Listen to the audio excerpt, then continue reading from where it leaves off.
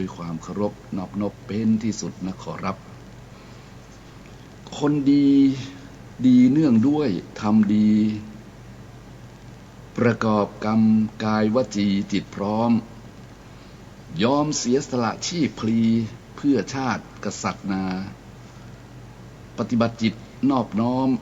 เพียบพร้อมกตัญญูธรรมบรรณาการมงคลชีวิตพระสิทธิพรพระเดชพระคุณหลวงปู่จันทร์กุศโลหลวงปู่พระพุทธพจน์วราภรณ์ได้ประพันธ์ไว้ยาวนานวันนี้ก็นำมาอ่านขานไขเป็นข้อคิดสะกิดใจเป็นข้อคิดคือกับหมู่เฮาท่านทั้งหลายบ่ลืมครูบาอาจารย์ได้ประพันธ์ไว้วันนี้รายการธรรมะเพื่อการสืบสานและเพิ่มแรงบันดาลใจวัดชัยสถานก็ได้มาพบมาปะกับท่านทั้งหลายแห่งวาระหนึ่งวันนี้เป็นวันสำคัญวันหนึ่งนะญาติโยมหลายวันนี้ก็มากัน2 องค์ 2 ตนแถมสักกรรมหนึ่งท่านอาจารย์พระครูสิริอมราภิรัตน์ก็คงจะมาถึงเพราะว่าวันนี้ได้อู้กันว่าวันนี้ท่านจะมาหลายอาทิตย์ละถ้าไม่ได้มาก็เพราะว่า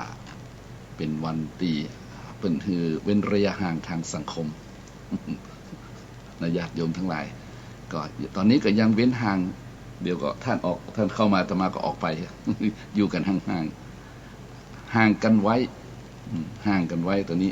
ฮักกันก็ต้องห่างกัน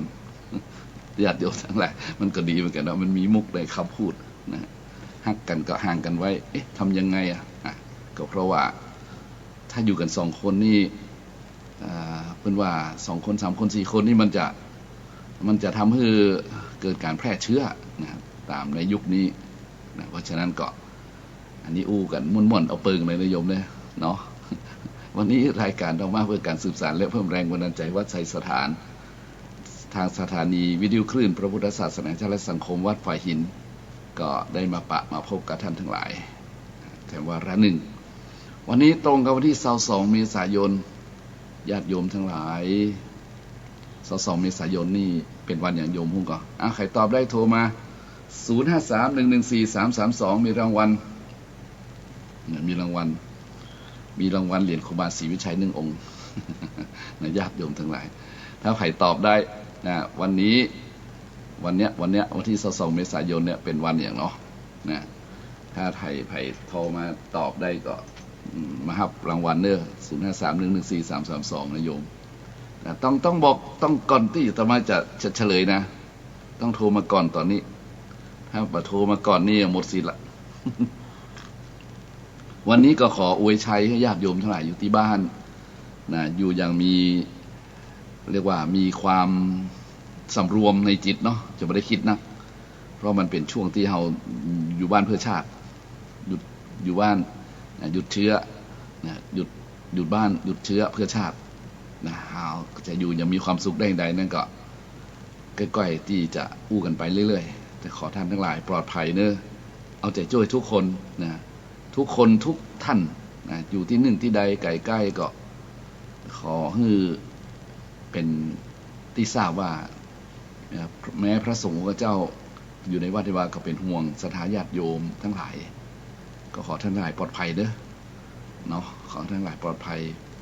จากไวรัสร้ายนะขอให้มีภูมิร่างกายที่แข็งแรงขอท่านทั้งหลายอยู่ดีสบายสุขกายสุขใจเดินทางไปเหนือล่องใต้ปลอดภัยไร้ทุกข์มีความสุขเกษมสารอายุยืนยาวนานได้อยู่กับลูกกับหลานได้อยู่ทำบุญทำทานได้อยู่ทำความดีเนาะและก็อย่าลืมกินร้อนช้อนกลางล้างมือญาติโยมทั้งหลายล้างมือที่สำคัญเลย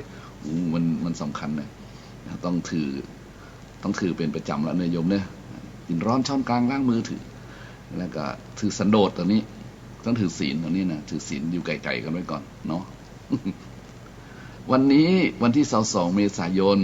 เฉลยแล้วเนี่ยมันมีเสียงโทรศัพท์มานะขึ้นไปได้ไหมหรอวันนี้วันสำคัญอะไรอย่างอ่ะ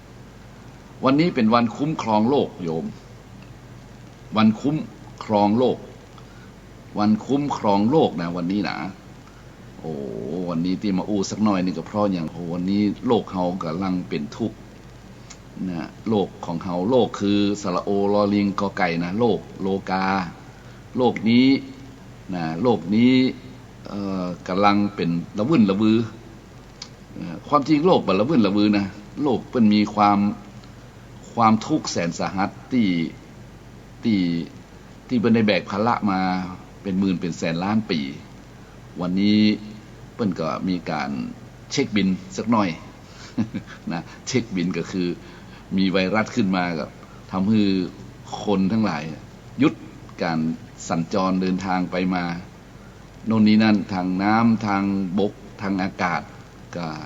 ทำให้โลกสงบญาติโยมหลายก็แต่คนที่เป็นคนอาศัยอย่างหมู่เฮามนุษยชาติทั้งหลายเนี่ยก็ถือว่าเหนื่อยหน่อยหนักหน่อยเนาะล้มเจ็บล้มตายกันนะวันนี้ร่วมตายกันเป็นหลายหมื่นแล้วนะเจ็บกันเป็นล้านแล้วนะญาติโยมหลายนะองค์กรบุคลากรการแพทย์ทำงานหนักนะญาติโยมก็น่าเห็นใจวันนี้รายการทำให้เพื่อการสืบสานและเพิ่มแรงบันดาลใจว่าชายหาญก็ขอส่งใจนะส่งใจอธิษฐานจิตของคุณหมอนะบุคลากรการแพทย์ทั้งหลายจงปลอดภัยนะขอให้มีขวัญและกำลังใจขอคุณหมอปลอดภัยเนี่ยคุณหมอและบุคลากรการแพทย์และหน่วยอาสาทุกหน่วยนะที่อยู่ใกล้ชิดกับสถานญาติโยมหลายที่เจ็บป่วยนะบอกว่าอสมตั้งแต่พื้นฐานขึ้นไปนะตั้งแต่อสมขึ้นไปจนถึงระดับนายแพทย์จนถึงกระทรวงสาธารณสุขนะที่อยู่เกี่ยวกับไวรัสอยู่กับสนามรบนะก็ขอท่านทั้งหลายดูแลตัวเองตัวอย่าประมาทและก็ขอคุณพระคุณเจ้าคุ้มครองท่านทั้งหลายเถิดเด้อเพราะว่าท่านเป็นบุคคลสำคัญนะเป็นทหารแนวหน้า เป็นทหารแนวหน้าจริงๆนะตอนนี้นะท่านซึ่งเป็นหมอนะถือเข็มแทนปืนนะปกติทหารจะถือปืนแต่นี้ท่านถือเข็มฉีดยาถือเครื่องวัดไข้เป็นอาวุธเนาะแล้วก็ถือแขวนเครื่องจับชีพจรเนาะคล้องคอเนาะเสื้อกาวนักรบเสื้อกาวน้องก็ขอท่านทั้งหลายปลอดภัยเนาะแต่ก็ขอท่านทั้งหลายจงให้ความร่วมมือเนี่ยคือความร่วมมือกับทางรัฐบาลคือความร่วมมือกับสังคมเนาะอย่างใดเราก็ต้องอดเอาเนาะอดเปรี้ยวไว้กินหวานญาติโยมเนาะมันก็ทุกข์อยู่มันไม่ได้ไปไหนมันก็ทุกข์ลำบากอยู่ไม่ได้ทำมากินมันก็ทุกข์ลำบากอยู่นะแต่ก็อดเอาสักน้อยก็จะไปโวยวายเขาเช่นนะอดเอาสำหรับบางคนที่หิวจนเกินก็ขอส่วนที่มันมีเรียกว่ารับผิดชอบนะส่วนที่รับผิดชอบก็ไปช่วยเหลือเจือจานความจริงแล้วการกระจายความคิดนะแก้ปัญหาไปทางสถานที่ต่างๆนะในองค์กรทั่วประเทศของเรานี่จะช่วยได้เยอะนะญาติโยมแม่ก็คือช่วยกันคิดถ้าคิดจากจุดเดียวนี่จะลำบากเพราะปัญหาเข้ามาถึงเนาะปัญหาเข้ามาถึงแต่ถ้ากระจายความคิดนะคือคิดกันช่วยกันทั่วทุกหมู่บ้านทุกตำบลนี่ก็น่าจะได้เวฟหน่อยเนาะมันเข้าถึงปัญหาเนาะเอาละญาติโยมแม่วันนี้เราพูดถึงวันนี้นะวันที่นี้เป็นวันสำคัญนะวันคุ้มครองโลกนี่ถือว่าเป็นวันสำคัญของขบวนอนุรักษ์ธรรมชาติทั่วโลกนะถือกำเนิดขึ้นที่ปูนนะในอเมริกาวะนะในอเมริกาเมื่อ27 ปีก่อนนะซึ่งในสหรัฐอเมริกาเนี่ยซึ่งนะญาติโยมหลายซึ่งเป็นตอนนี้เป็นสิ่งที่น่าเป็นห่วงนะเป็นเจ็บไข้ได้ป่วยกันมากมายเจ็บก็นักตายก็หลายนะในอเมริกาแล้วมาดูวันนี้วันสำคัญในเปิ้นก็เริ่มต้นในพุ่นเนี่ยที่กำเนิดในสหรัฐอเมริกานะเมื่อ27 ปีก่อนนะเปิ้นบอกว่าในครั้งนั้นนักอนุรักษ์ธรรมชาติกลุ่มหนึ่งได้จัดให้มีการแสดงพลังครั้งใหญ่นะเพื่อปลุกเร้าจิตสำนึกเกี่ยวกับปัญหาสิ่งแวดล้อมซึ่งนับวันยิ่งถูกมนุษย์ทำลายในการแสดงพลังครั้งนั้นมีคนเข้าร่วมกว่า20 ล้านคนเนี่ยญาติโยมหลายโอ้โห20 ล้านคนนะและก็เพิ่นบอกว่าปรากฏขึ้นตามเมืองใหญ่ๆเกือบทั้งสหรัฐหลังจากนั้นความห่วงใยปัญหาสภาพแวดล้อมของสหรัฐก็เพิ่มพูนขึ้น มีการออกกฎหมายควบคุมการกระทำที่สร้างความเสียหายให้กับธรรมชาติโอ้โหโยมจริงแล้วอาตมาก็บอกเลยล่ำเอาเรื่องนี้มาอู้กับญาติโยมนะแต่วันนี้อย่างใดก็ขอนำมาทั้งรุ่นเลยเนี่ยนะเมื่อ27 ปีก่อนนะโยมเมื่อปี2513เดี๋ยวนี้กี่ปีเลย2513ตอนนี้2513แล้ว2523โอ้เจ๊บ่เจ๊27กันดิ23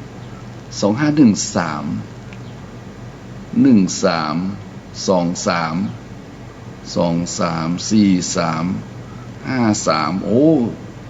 5363เกือบก็ได้แล้วเนี่ยเกือบ50 ปีแล้วไปที่สปิดกอกันฮะก็50 ปีแล้วที่เขาอู้อภัยไปโยมนะเขาผิดไปขออภัยไปอู้ผิดไปถ้าเปิ้นว่าเปิ้นเริ่มต้นวันที่22 เมษายน 2513ชั้น13ก็23 33 43 53 63 50 ปีแล้วโยมโอ้50 ปีแล้วนะแต่โลกย่ำแย่โลกย่ำแย่เลยสภาพแวดล้อมโอ้โหอย่างเราเห็นกันเนาะเพราะฉะนั้นก็มันนึกถึงแล้วก็ญาติโยมนะความจริงและความคิดของเปิ้ลสมัยก่อนนั่นก็ดีนะนักอนุรักษ์ธรรมชาติกลุ่มหนึ่งที่ได้จัดที่มีการแสดงพลังครั้งนั้นนะเพื่อปลุกเร้าจิตสำนึกนะซึ่งหันว่ามนุษย์ทำลายธรรมชาตินักเกินไปนะก็เลยเป็นที่จารึกได้ว่าเฮาช่วยกันคุ้มครองรักษาโลกหน่อยเนาะคุ้มครองรักษาโลกก็เลยเริ่มต้นขึ้นมาจนวันนี้นะญาติโยมหลายสำหรับประเทศไทยเป็นบอกว่าประเทศไทยเราอู้ถึงวันคุ้มครองโลกเมื่อปี2533นะเมื่อปี13เพิ่นอู้กับที่อเมริกาปี33ปี53มาเริ่มต้นที่ประเทศไทยนะเริ่มพูดถึงเริ่มต้นกันของสังคมไทยนะยุคเพื่อสิ่งแวดล้อมนะเพิ่นก็บอกว่าโดยเฉพาะหลังจากคุณสืบนาคเสถียรนี่ญาติโยมคงจำได้เนาะเป็นหัวหน้าเขตรักษาพันธุ์สัตว์ป่าห้วยขาแข้งได้กระทำอัตตวินิบาตกรรมนะก็คือประท้วงในเหตุการณ์ครั้งนั้นเนี่ยจนเอาชีวิตเขาแลกนะเสียงปืนเสียงยังดังขึ้นทุกคนนะเพิ่นบอกว่าในครั้งนั้นอาจารย์และก็นักศึกษา16 สถาบันนะได้จัดงานวันคุ้มครองโลกขึ้นนะเพื่อรณรงค์ให้คนไทยหันความสำคัญของป่าอนุรักษ์และตระหนักถึงวิกฤตการทำลายสัตว์ป่าและป่าไม้ในประเทศไทยนะยังมีการจัดงานเพื่อหาทุนข้อมูลที่สืบนาคเสถียรเพื่อใช้ในการปกป้องรักษาผืนป่าที่เป็นมรดกของโลกแถมตัวอยู่วันคุ้มครองโลกนะเป็นวันที่22 เมษายนของทุกปีนิยมเนอะเป็นวันที่เรามีโอกาสนะได้รำลึกถึงสิ่งแวดล้อมนะนี่เอาเปิ้นมาเลยนะบอกคือญาติโยมเลยนะเอาข้อความของเปิ้นมาอู้เลยว่าเราท่านทั้งหลายควรจะตระหนักนะช่วยกันรักษาโลก รายการวิทยุรายการน้อยๆที่เนี้ยแหมบังอาจขนาดอาตมาก็ขำตัวเองเลยญาติโยมหลายเนาะรายการธรรมะในคลื่นน้อยๆนะอู้กับเมืองเนี่ยญาติโยมก็มาอู้ถึงวันคุ้มครองโลกธรรมะนึกถึงแล้วเหมือนมดตัวน้อยๆตัวหนึ่งอ่ะอู้ไปก็เขินๆเดี๋ยวเก่านะเหมือนกับเฮาเป็นผู้ยิ่งใหญ่ญาติโยมหลายแต่ทั้งนี้ทั้งนั้นก็ไม่ได้คิดอย่างอื่นนะแต่เอามาทบทวนกันนะโดยธรรมะเนาะคือวันคุ้มครองโลกนี่เป็นวันยิ่งใหญ่นะแต่เฮาบ่ได้ยินได้ฟังเฮาบ่ได้หันเลยสื่อวันนี้เฮาก็บ่หันเฮาหันอย่างหันข่าวโควิด19หลายวันมานี้เนาะแล้วก็หันไผเอามาอู้เรื่องวันคุ้มครองโลกเลยโยมเนาะเอาเลยอาตมาก็เลยคิดน่าเสียดายน่าเสียดายที่ว่าโลกตอนนี้คนที่อาศัยในโลกนี่กำลังย่ำแย่กำลังบ่สบายกำลังป่วยไข้นะกำลัง กำลังอย่างที่ว่าเนาะกำลังบะม่วนที่สุดนะอึดอัดที่สุดนะ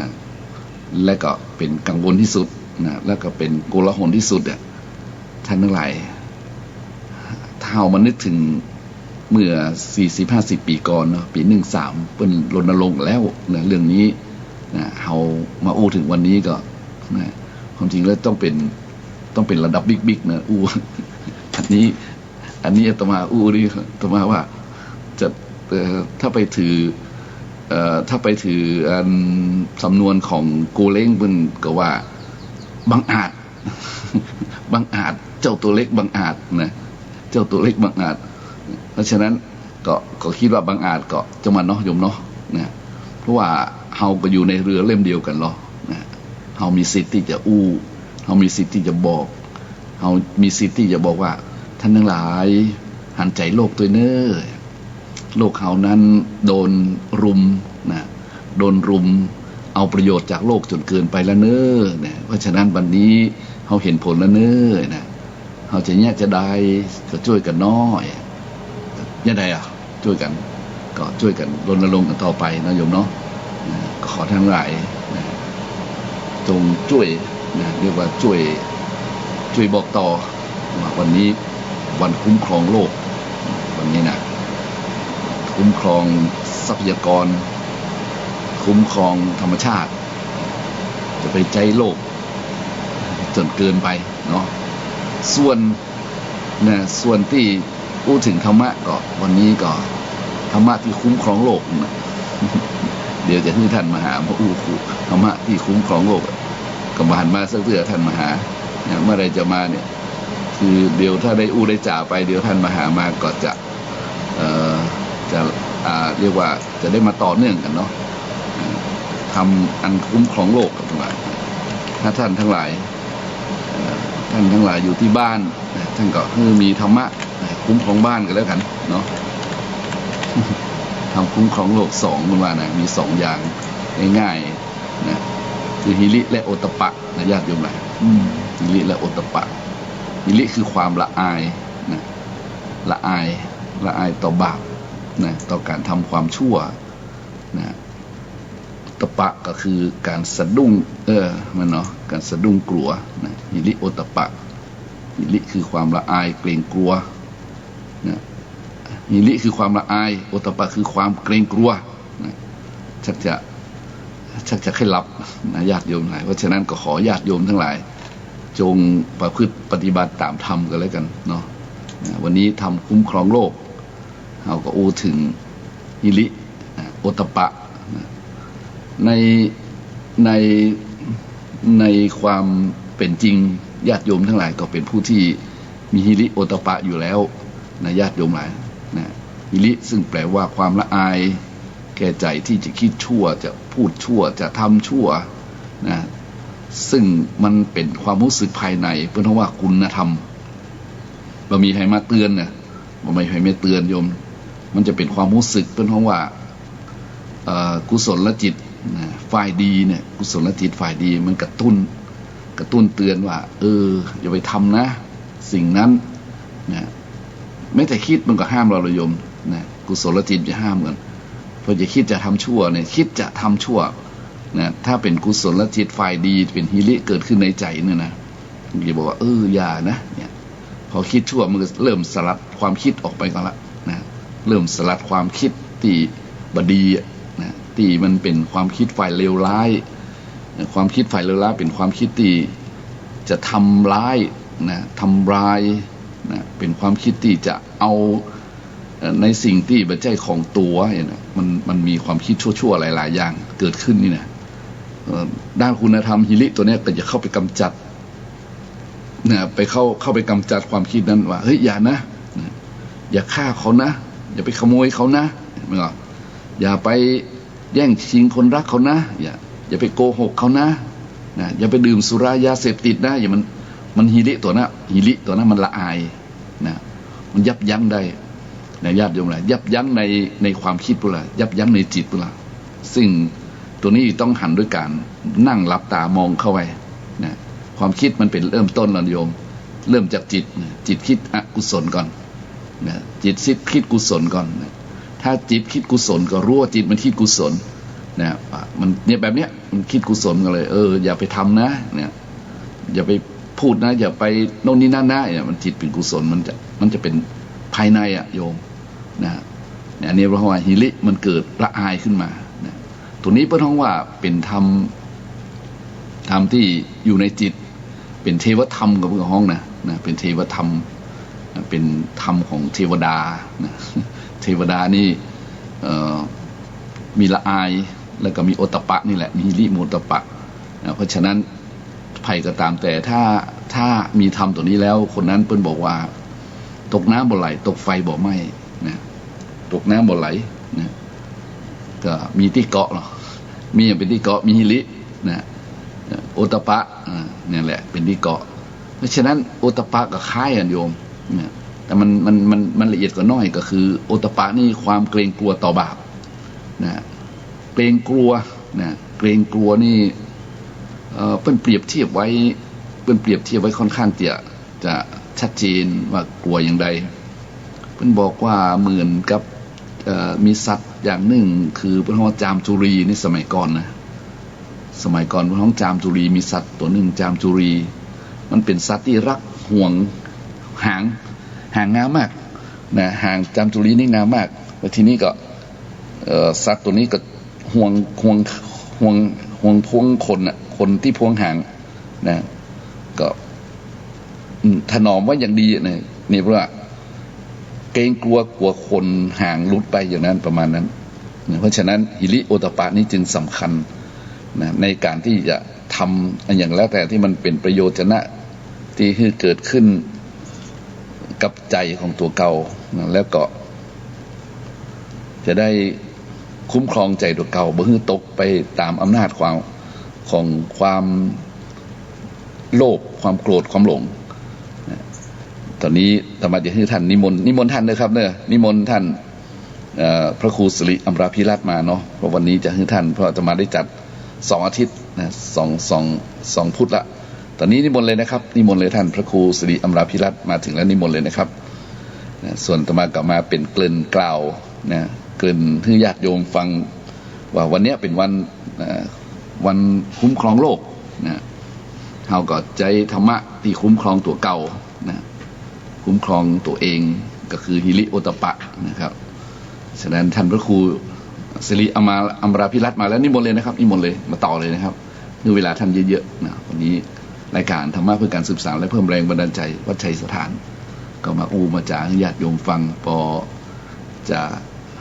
เรียกว่าเข้าใจแล้วเนาะวันนี้เป็นวันที่เฮาท่านทั้งหลายกำลังร่วมด้วยช่วยกันนะต่อสู้นะกับความรุนแรงของโรคภัยไข้เจ็บที่มันระบาดขึ้นมาในโลกของเฮาวันนี้เฮาก็จะสู้กันต่อไปนะและโดยธรรมะเฮาอย่ามีหิริมีโอตตัปปะนะหิริโอตตัปปะนี่อยู่ที่ไผนะอยู่ที่คนหนึ่งคนใดแล้วก็จะคนนั้นก็จะมีเรียกว่ามีคุณธรรมอันล้ำล้นเหลือนะเป็นคนที่ยากเดียวไหนคนที่มีหิริโอตตัปปะเนี่ยเป็นคนที่แบบต้องมีคนมาคอยเตือนเป็นคนที่เบรกตัวเก่าได้ห้ามตัวเก่าได้นะแล้วก็จะเป็นคนที่ช่วยสังคมถ้าคุณธรรมตัวนี้ไปอยู่กับนักปกครองเนี่ยโยมนักปกครองนี่ก็จะมันมีคำว่าคอร์รัปชันนะถ้าหิริโอตตัปปะอยู่กับนักปกครองนะนักบริหารนักอย่างแล้วแต่ที่อยู่ฝ่ายบริหารจัดการนี่นะฮะก็จะมีคำว่าทุจริตคอร์รัปชันนะเพราะฉะนั้นก็คำนี้จึงสำคัญมากนะคำนี้จึงสำคัญมากครับนิมนต์ครับไปศาลนะครับนะตอนนี้นะครับดีเขานั่งเลยนะครับตอนนี้ชั่วโมงเกินครับท่านพระครูครับนิมนต์ท่านต่อเลยนะครับวันนี้ผมรอเลยนิมนต์เลยครับนิมนต์เลยครับเพราะว่าเวลามันตอนนี้เราจัดการออกอากาศญาติโยมไหนวันนี้ก็จัดกัน2 องค์เนาะธรรมาก็อยากให้ท่านอาจารย์พระครูสิริอมราภิรัตน์วัดสันได้ต่อไปเพราะว่าวันนี้เป็นวันสำคัญครับท่านพระครูวันอย่างพวกเราวันคุ้มครองโลกวันคุ้มครองโลกที่แสดงว่าฟังมาในสถานีครับนั่นแหละวันคุ้มครองโลกต่อเลยนะครับเนาะขอให้ท่านต่อนะครับนิมนต์เลยครับนิมนต์เลยครับนิมนต์ครับผมครับนิมนต์ครับก็ถ ถวายความนอบนอบเคารพพระไตรรั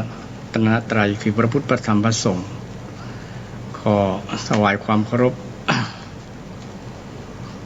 พระเถรานุเถระครูบาอาจารย์ทุกรูปทุกตน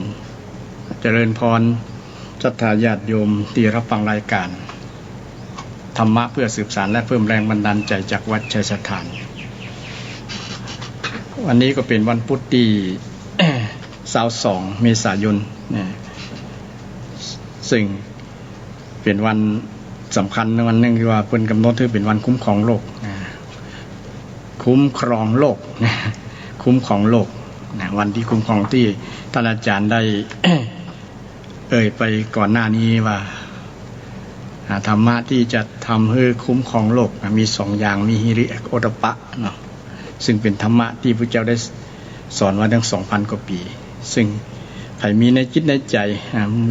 บรรดามวลมนุษย์ทั้งหลายที่มีธรรมะสองข้อเนี่ยธรรมะสองข้อก็จะคุ้มครองปกป้องรักษาบ่คือตกไปในที่ชั่วบ่คือพลาดพลั้งในการกระทำกรรมอู้ต่างๆที่จะเป็นบาปเป็นกรรมนั่นแหละถ้าคนเรามีความละแก่ใจแล้วก็จะเว้นละสิ่งที่มันเป็นบาปเป็นกรรมเนาะไม่ว่าจะเป็นความคิดชั่วพูดชั่วทำชั่วอย่างต่างๆนะความรู้สึกที่เกิดขึ้นที่มันเกิดขึ้นในจิตใจนะเมื่อละอายแล้วมันก็ยับยั้งได้นะยับยั้งอย่างหนึ่งได้เกิดสติได้ตัวก็จะเป็นสิ่งที่ดีเป็นผลดีสำหรับตัวเฮาและภาพรวมก็คือโลกนั่นโลกมนุษย์เนี่ยจะอยู่เย็นเป็นสุขได้มีธรรมะที่เป็นพื้นฐานอยู่สองอย่างที่ท่านอาจารย์ได้กล่าวไปแล้วนี่เป็นคำสอนทางพุทธศาสนามีลิและโอตตัปปะโอตตัปปะความเกรงกลัวต่อบาปบรรดาความกลัวทั้งหลายเนี่ยก็มีความกลัวกันหลายคนอย่างสมัยก่อนเพื่อนว่าบางอย่างเนี่ยมันมี 3-4 อย่างนี่ที่กลัวแบบบ่มีเหตุผลว่านะมีพราหมณ์กลัววงตระกูลจะขาดศูนย์กันเลยมีลูกไม่เมียนะบวชกันละนะขอมีลูกไม่เมียกลัววงตระกูลจะขาดศูนย์กลัวคนจะบ่มีในโลกนี้นะก็เลยกลัวเกิดความกลัวขึ้นไส้เดือนนะกลัว กลัวแผ่นดินจะยุบนะก็เลยกินน้อยๆนะนกอย่างนกกระยางกลัวแผ่นดินจะถล่มก็ยืนขาเดียวนะนี่กลัวแผ่นดินจะถล่มอันนี้ก็เป็นความกลัวที่ความกลัวของธรรมชาติบางอย่างที่เพิ่นได้กล่าวมาแต่ความกลัวที่ดีที่สุดก็คือความกลัวนะนกกระแตตีวิตอ่ะครับเอาหมอนมาหนุนครับกลัวฟ้าถล่มตีนยันฟ้าครับแม่นนิมนต์ครับมันก็เป็นความกลัวของเขาที่เป็นสัญชาตญาณของเขาเนาะแต่ความกลัวของมนุษย์ที่มีหิริโอตตัปปะเนี่ยมีโอตตัปปะเนี่ยเป็นความกลัวที่ดีนะกลัวตัวบาปนะกลัวอย่างอื่น ก็บ่ดีเต้ากับกลัวนี่นะเช่นช่วงนี้บางคนจะเกิดความกลัวเนาะกลัวโควิด เกิดโรคอย่างนี้เกิดเลิกความกลัวโควิดนะกลัวไวรัสทั้งที่บางคนกลัวด้วยที่มีความบ่มีความรู้ นะกลัวแบบกลัวต้วยกระแสไปฮะนะก็เลยเป็นความกลัวอย่างหนึ่งที่เป็นโรคชนิดหนึ่งที่อยากจะนำมาอู้เช่นเดียวกันเพราะว่าช่วงนี้ก็เป็นช่วงที่การแพร่ระบาดการติดเชื้อโควิดเนี่ยทั่วโลกเลยโดยเฉพาะประเทศที่ทำสถิติอันดับหนึ่งก็คืออเมริกาเนาะอเมริกาหรือว่าสหรัฐอเมริกาเนี่ยติดกันเป็นหลายแสนแล้วก็ตายเป็นหลายหมื่นตายเป็นแสนเช่นเดียวกันก็ถือว่า เป็นโรคที่หันข่าวดูข่าวแล้วก็เกิดความวิตกกังวลเกิดความกลัวกันเกิดความกลัวและบางตีบางแห่งเพิ่นก็มีทัศนะในการจัดเกี่ยวกับเรื่องปัญหาเรื่องเนี้ยนะทำวิธีพิษก็เลยทำให้เกิดการผิดพลาดอย่างที่อเมริกาเนี่ยนะตามเป็นความเป็นจริงนะเนาะอเมริกาถือว่าเป็นประเทศที่มีความเจริญทุกด้านนะด้านการแพทย์ยังก็เจริญอุปกรณ์อย่างเจริญหมดแต่เปิ้นอาจจะมีข้อผิดพลาดบางอย่างเช่นเปิ้นได้ทราบข่าวมาว่านะเปิ้น เปิ้นบอกให้ความสำคัญตัดงบประมาณในเกี่ยวกับเรื่องโรคติดต่ออย่างต่างๆเนี่ยเปิ้นตกอยู่ในความประมาณในการบริหารนะในหารทำให้ทำอย่างบ่ได้นะคนเจ้าหน้าที่ของภาครัฐของรัฐนี่นะเลยเหมือนกับอัมพฤกษ์มาพาดนะบ่มีงบประมาณในการจัดการเรื่องโรคติดต่อเนี่ยเนาะมันก็เลยทำให้เป็นผลในการจัดการเป็นผลกระทบอย่างสูงทำให้ติดโรคได้สูงสุดของโลกนะได้อันดับหนึ่งเลยเพราะมีการบริหารผิดพลาดบริหารผิดพลาดทั้งที่ความเจริญในด้านการแพทย์ก็ดีกว่านะอันยังก็เจริญกว่าเขาหมดนะแต่วิธีจัดการเนี่ยผิดพลาดวิธีจัดการผิดพลาดแล้วก็มีหลายๆประเทศยังชมประเทศไทยเฮานะอย่างที่มีการจัดการดีนะที่โดยเฉพาะความสามัคคีเป็นพลังความสามัคคีเนี่ยนะสุขาสังคสะสามัคคีศรัทธาญาติโยมประชาชนให้ความร่วมมือนะถึงแม้จะมีสักเล็กสักน้อยที่ท้าทายต่ออำนาจรัฐอย่างต่างๆก็มันก็เป็นเรื่องธรรมดานะแต่เมื่อเปรียบเทียบกับประเทศอื่นเนี่ยถือว่าประเทศไทยดีญาติโยมนะเมื่อใจวิธีระบบจัดการนะก็ต้องชมเจ้าหน้าที่ของรัฐเจ้าหน้าที่ของสาธารณสุขที่ช่วยกันนะออกมาตรการอย่างต่างๆทำกันและที่สำคัญเนี่ยความสามัคคีเนี่ยช่วยกันนะเพื่อนยังชมว่าคนไทยนะใส่หน้ากากกันดีนะป้องกันไว้นะที่เวลาออกจากบ้านไปที่ชุมชนนะไปที่ชุมชนหรือว่าที่จะคนเฮาบ่ฮู้จักมักคุ้นนะได้ไปมาหาสู่กันนะก็ต้องป้องกันไว้ก่อนนะเพื่อนก็ชมว่ามีวิธีจัดการอย่างดีนะคนที่จะติดเชื้อก็ลดจำนวนน้อยลงเรื่อยๆหลังจากที่มีมาตรการออกพระราชกำหนดออกมาเนี่ยนะทำให้ผลของการแพร่กระจายเชื้อนี่นะลดลงเป็นที่น่าพอใจนะแล้วก็เป็นต้นแบบหลายๆประเทศที่เขากล่าวชมมาประเทศที่เจริญแล้วก็ยังชมประเทศไทยนะที่ว่าประเทศไทยนี่มีวิธีจัดการอย่างดีนะอย่างดีและได้ผลเพิ่นจะมาดูงานแล้วว่าประเทศไทยมีวิธีจัดการอย่างไรบางประเทศนี่นะมีความประมาทตกอยู่ในความประมาททำให้เกิดผลกระทบขึ้นนะติดขึ้นเรื่อยๆนะยังอยู่ใกล้ๆอาเซียนนะอยู่ในแถบเดียวกันเนี่ยเช่นประเทศสิงคโปร์เนี่ยนะลำนาเอาไปแล้วแต่ก่อนมาที่หลังเนี่ยเดี๋ยวนี้เป็นจะแตะหมื่นคนแล้วเนาะเป็นหลายพันคนนี่แซงประเทศไทยไปแล้วซึ่งก็นับว่าเป็นสิ่งหนึ่งที่เป็นสิ่งที่เฮาได้เรียนรู้เนาะอาตมาก็อยากจะเสนอว่าอาจจะมาเล่าเกี่ยวว่าโควิดเนี่ยทำให้ได้มีมุมมองได้ประโยชน์จากใดกับเกี่ยวกับโรคโควิดที่เกิดขึ้นในบ้านเมืองของเฮาเนี่ยนะหรือว่าทั่วโลกเนี่ยเฮาไ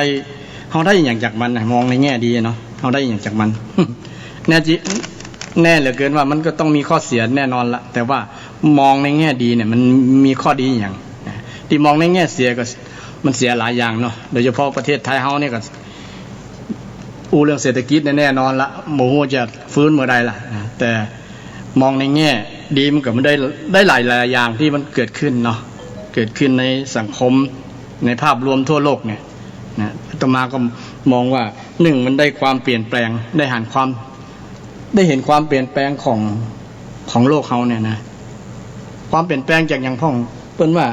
ก่อนหน้านี้นะพอที่ใดก็มีแต่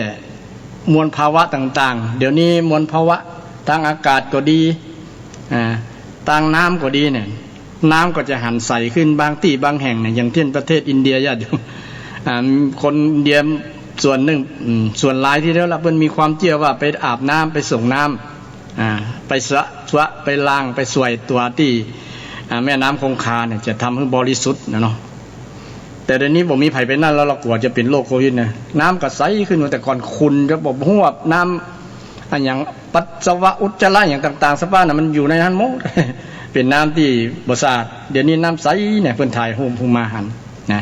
อันนี้ก็เป็นสิ่งที่หนึ่งที่เกิดเห็นหันความเปลี่ยนแปลงนะหันความเปลี่ยนแปลงที่เฮาได้รับเป็นภาพรวมเนาะอากาศแต่ก่อนนี้มันเครื่องบินมันบ่ฮู้กะกี่สายแล้วเป็นพันๆเป็นหมื่นๆสายเนาะวิ่งนะบินไปทั่วโลกนะ มันก็สร้างมลภาวะทางอากาศนะอากาศเป็นเรือนกระจกเป็นควันอยู่บนน่ะเนาะ จับเป็นก้อนเป็นอย่างนะมันก็ทำให้ท้องฟ้ามืดมัวเดี๋ยวนี้ท้องฟ้าใสนะภาพรวมแหละท้องฟ้าใสนี่ส่วนหนึ่งที่มันได้อะนะได้ภาพรวมเนี่ยหันความเปลี่ยนแปลงของโลกอะโลกเปลี่ยนแปลงญาติโยมด้วยน้ำมือด้วย ผลที่เกิดจากโรคโควิดเกิดขึ้นในเนี่ยถ้าเรามองแบบนี้ก่อนถือว่าทำได้ส่วนรวมได้อากาศที่บริสุทธิ์ได้ดีๆเนาะเมื่อเกิดความเปลี่ยนแปลงถึงว่ามันจะเป็นผลเสียทางด้านเศรษฐกิจนะการทำมาหากินฝืดกันอย่างแล้วแต่สิ่งที่เขามองมาได้เนี่ยมันได้ภาพรวมนะได้อากาศที่ดีเดี๋ยวนี้ก็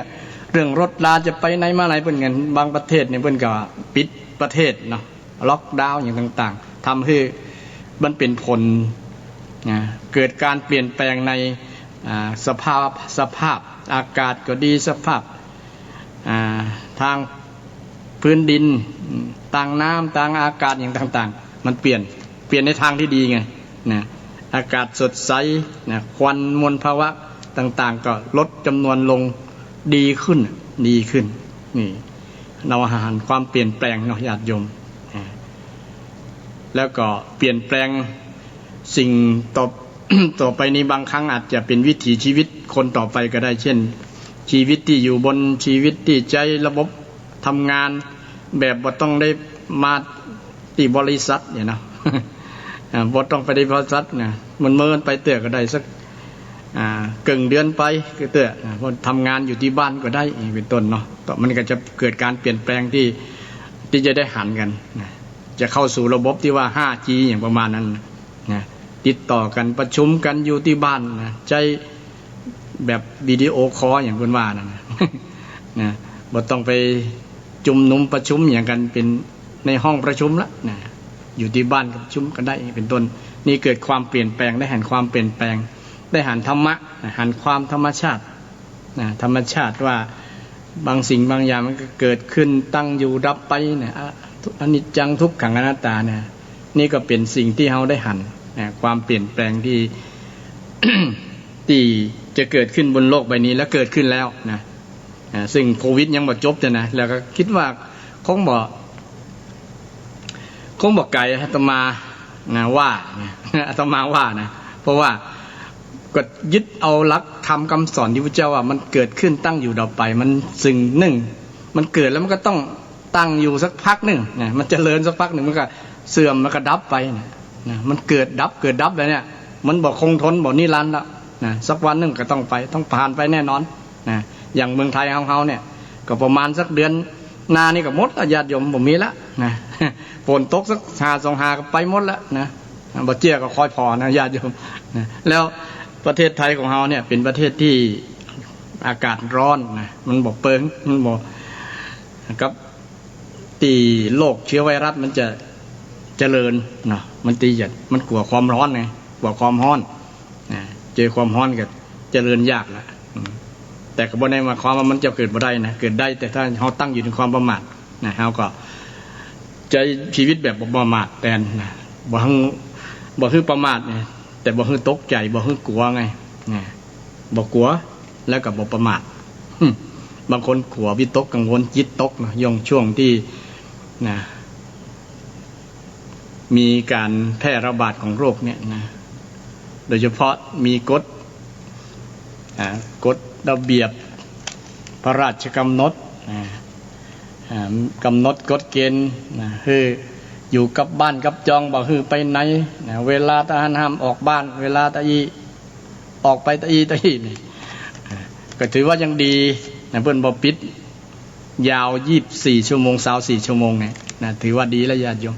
นะปิดเฉพาะเมื่อคืนบ่ได้นะจาก 4 ทุ่มถึง ตี 4เนี่ยก็เป็นเวลาพักผ่อนเลยนะต้นก็บังคับบ่ได้ว่าบังคับแต่ว่าประเทศไทย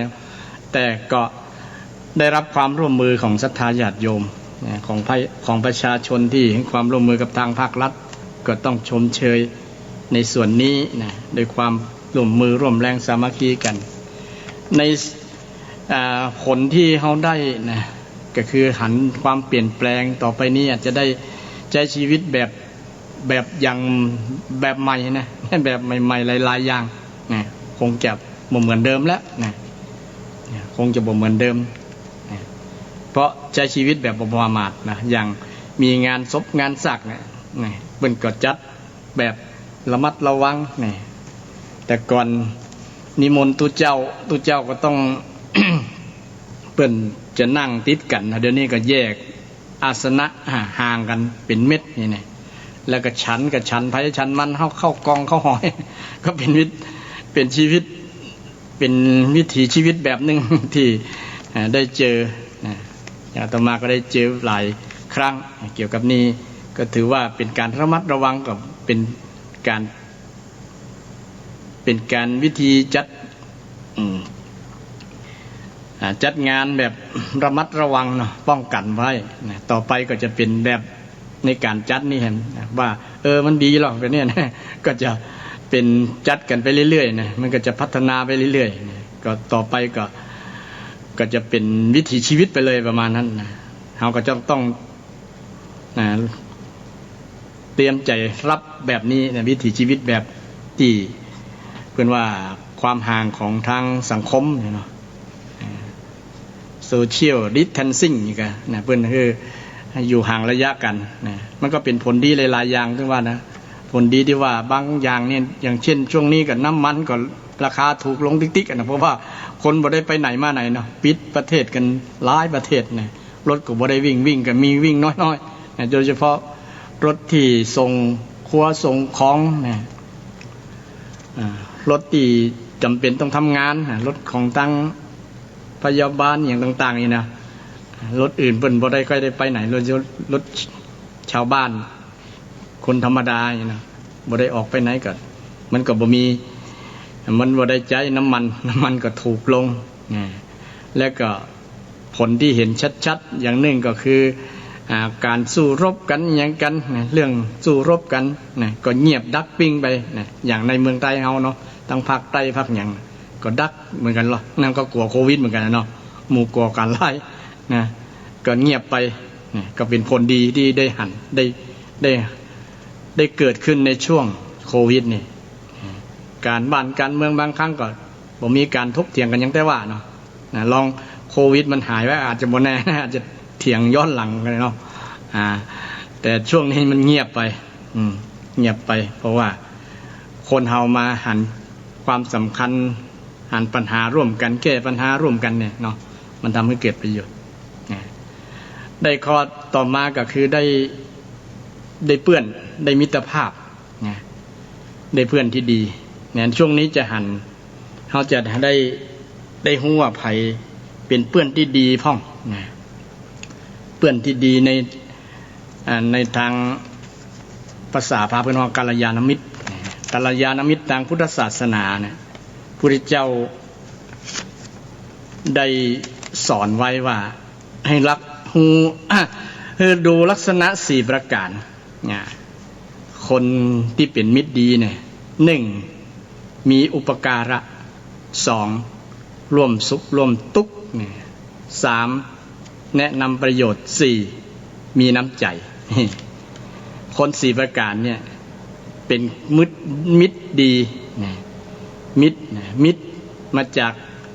อันเดียวกันกับเมตตานะญาติโยมมีคนที่ฮักกันนะฮักกันในยามที่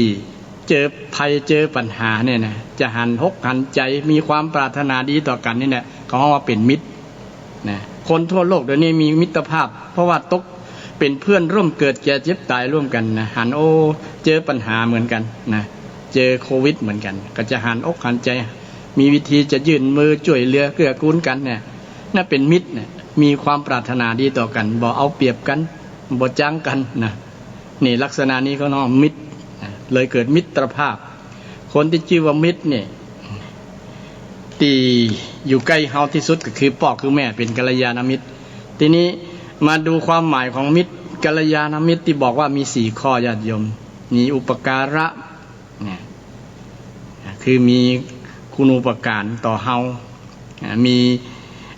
มิตรที่มีความร่วมสุขร่วมทุกข์กับเฮาเนาะแนะนำประโยชน์ก็เนี่ยมีน้ำใจก็4อย่างเนี่ยให้สังเกตอาตมาก็จำได้ตั้งแต่สมัยเป็น เป็นพระนวกะนะพระนวกะแปลว่าพระใหม่ตุเจ้าใหม่เปิ้นคือท่องนะท่องแล้วก็ท่องข้อที่หัวข้อมันน่ะอาตมาก็จำหัวข้อว่ามีร่วมแนะมีเนี่ยนะจำง่ายๆนะถ้ามิตรดีเนี่ยจำหัวข้อต้นมันก็มีร่วมแนะมีอย่างก็มีอุปการะไผที่มีอุปการะของคนนั้นคือมิตรดีกัลยาณมิตรนะ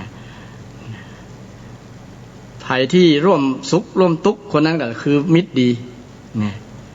ไผที่แนะนำประโยชน์ก็คือที่มีอุปการะเป็นลักษณะจะใดนะเช่นโรคโควิดเกิดขึ้นเนี่ยมีไผสักคนมาเตือนใส่ ปิดใส่หน้ากากอนามัยเฮียกานะระมัดระวังตัวเนิ่ประมาณนั้นนะมีไผมาคอยเตือนแบบนั้นเนาะนะกลัวเขาจะเป็นติดเชื้อโควิดไงนะมาคอยเตือนคอยบอกเขาเนี่ยนะโปรดทราบว่าคนนั้นเป็นกัลยาณมิตรเขาเนี่ยอย่าไปจ้างเปิ้นนะอย่าไปว่าเปิ้นมาก้าวไกลชีวิตของเราถือว่าเป็นกัลยาณมิตรเขาอย่างเช่นภาครัฐบาลเนี่ยก็ถือว่าเป็นกัลยาณมิตรต่อประชาชนเปิ้นคอยตักเตือนคอยให้ประชาชนระมัดระวังบ่ให้ใช้ชีวิตแบบประมาทเนี่ยถือว่าคอยเตือนในลักษณะนี้เป็นที่กัลยาณมิตรที่มีอุปการะมิตรที่มีอุปการะข้อต่อมาก็คือรักษาทรัพย์สินของเฮาภัยที่คอยรักษาทรัพย์สินของเฮาบางครั้งทรัพย์สินของเฮาจะถึงความหายนะหรือว่าเสียหายอย่างต่างๆเพิ่นก็ปกป้องให้เฮาช่วยรักษาเช่นเฮามีบ้านมีรถมีทรัพย์สินอย่างต่างๆเนี่ยคนนั้นก็คอยดูแลรักษาคือเหมือนกับเสมือนกับทรัพย์สินของเขาน่ะไผ่พ่องมีลักษณะนี้เนี่ยนะก็ถือว่าเป็นกัลยาณมิตรนะบางคนดีหรอดูแลบ้านให้เวลาเฮาบ่อยู่เนี่ยเป็นบ้านก็เป็นทรัพย์สินของเฮาดูแลเหมือนดูแลบ้านเปิ้นนะคนนั้นแหละเป็นกัลยาณมิตรเฮามีอุปการะญาติโยมนะไผที่ดูแลบ้านเฮาถึงแม้เฮาบ่ปากว่าดูบ้านให้พ่องเด้อพอบ้านให้พ่องเด้อนี่แต่เขาพอบางครั้งเฮามีกิจมีหยังไปไหนเนาะฝากบ้านอย่างตำรวจบางท่านก็เป็นกัลยาณมิตรมันดูแลเป็นยามเป็นกัลยาณมิตรเด้ออันนี้ข้อนี้ญาติโยมแล้วก็เป็นที่พึ่งยามภัยมาภัยพ่องที่เป็นที่พึ่งยามภัยมามีภัยเนี่ยในปัจจุบันนี้มีโควิดถือว่าเป็นภัยของมนุษย์และเป็นภัยต่อทุกคนคนไหนที่เป็นที่พึ่งได้อย่างตึงวันเนี่ยนะญาติโยมบางผู้บางท่านก็เป็นที่พึ่งวัดวาอารามเนาะกลัววัดกลัวพระกลัวเนนจะบ่มีที่ครบจันเนี่ยเป็นที่พึ่งของพระเนนแล้วก็บางวัดบางวาที่มีอย่างทุนทรัพย์มีมูลนิธิเนี่ยเพิ่นก็ตั้งโครงการให้ศรัทธาญาติโยมที่บ่มีการมีงานทำเนี่ยที่บ่มีค่าใช้จ่ายมารับบริจาคข้าวกล่องข้าวห่ออาหารแห้งอย่างนี้เนาะก็เป็นที่พึ่งซึ่งกันและกันคนที่เป็นที่พึ่งซึ่งกันและกันนะยามมีภัยด้วยเนี่ยยามจนยามเจ็บยามจากเนี่ยเป็นกัลยาณมิตรศรัทธาญาติโยมโปรดภูมิใจว่าเรามีมิตรที่ดีมีกัลยาณมิตรที่พึ่งปาใส่กันได้โดยเฉพาะสังคมพุทธไทยเฮาในญาติโยมสังคมไทยนะไม่ใช่เฉพาะพุทธนะญาติโยมที่เป็นศาสนาอื่นจะน้อยใจนะแต่ส่วนหลายเป็นชาวพุทธญาติโยมที่เป็นอยู่ในประเทศไทยเนาะเปิ่งปลาใส่กันได้ยามมีภัยนี่มีดารานักร้องมีผู้ซีเสียงโด่งดังเศรษฐีบางผู้บางท่านบริจาคเป็น100 ล้านเป็น1,000 ล้านนี่อย่างแจ็คมาเนี่ยอย่างประเทศนอกเนาะในเมืองไทยของเราก็มีดาราหลายท่านนำเงินไปแจกไปอย่างนี้นี่แหละเป็นกัลยาณมิตรยามมีภัยมาญาติโยมเปิ้งได้นะถึงแม้จะเปิ้ง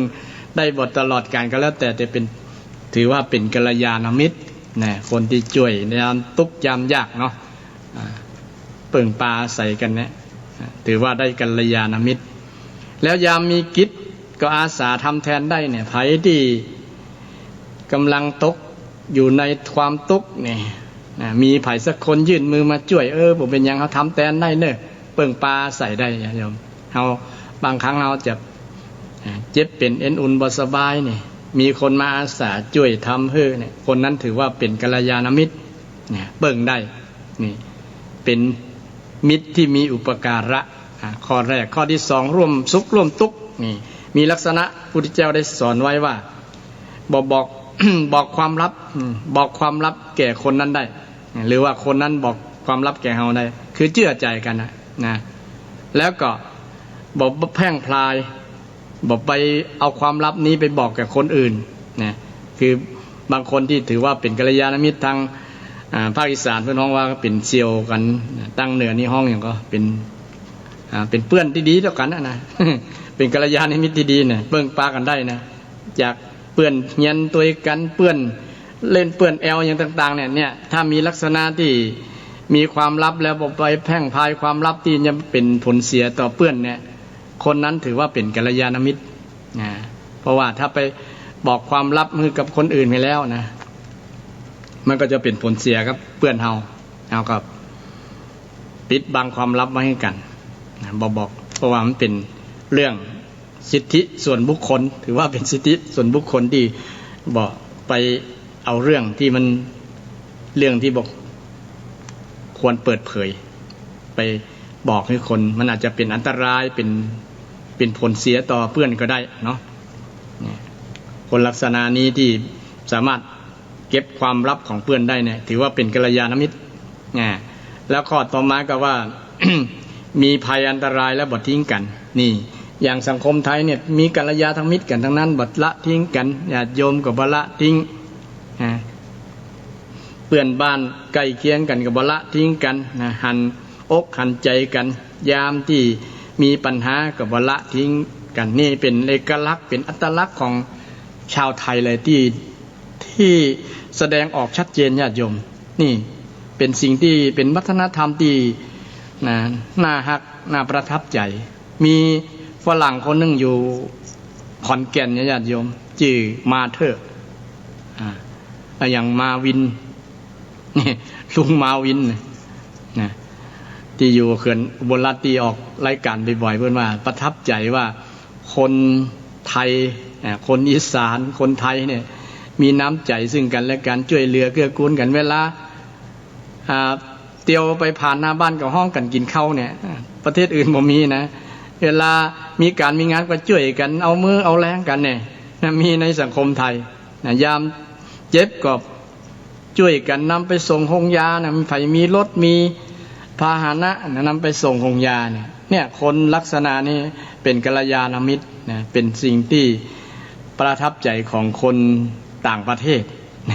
ต่างประเทศบ่มีนะที่จะเปิ่งปลาใส่กันแบบเนี้ยนะมีเหมือนกันแต่มีน้อยแต่ชาวพุทธเฮาเนี่ยญาติโยมชาวไทยเฮาโดยเฉพาะชาวเชียงใหม่เนี่ยเนาะนะถือว่าเป็นคนมีน้ำใจช่วยเหลือบ่ละทิ้งกันนะเวลาเพิ่นต่างภาครัฐเพิ่นประชาสัมพันธ์ประกาศว่าใครจะบริจาคช่วยเหลือเกื้อกูลกันเนอะนะเพิ่นก็ช่วยกันบ่ทิ้งกันอย่างก็มีศรัทธาญาติโยมบางผู้บางท่านนะเพิ่นจัดมี มีการนำเครื่องบริโภคอุปโภคต่างๆที่จะไปช่วยต่างวัดนะก็อนุโมทนากับญาติโยมเนอะที่มีน้ำจิตน้ำใจอย่างวัดอาตมาก็ได้รับเช่นกันนะจะไปรับวันศุกร์นี่มีศรัทธาบางผู้บางท่านที่เป็นเจ้าภาพเจ้าศรัทธาเป็นบริจาคให้กับวัดที่มีผลกระทบอย่างต่างๆก็ได้หลายวัดด้วยกันที่ในส่วนนี้ต้องอนุโมทนากับญาติโยมที่มีน้ำจิตน้ำใจบ่ได้ละทิ้งวัดทิ้งว่านะอะไรจริงๆก็ต่างวัดต่างวาก็หันใจญาติโยมนะญาติโยมช่วงนี้เนาะก็บางคนก็ได้รับผลกระทบแต่นะบางที่บางแห่งเพิ่นก็บ่บินกุมบาทก็มีหลายที่หลายแห่งเอาทุนทรัพย์ที่มันพอมีเป็น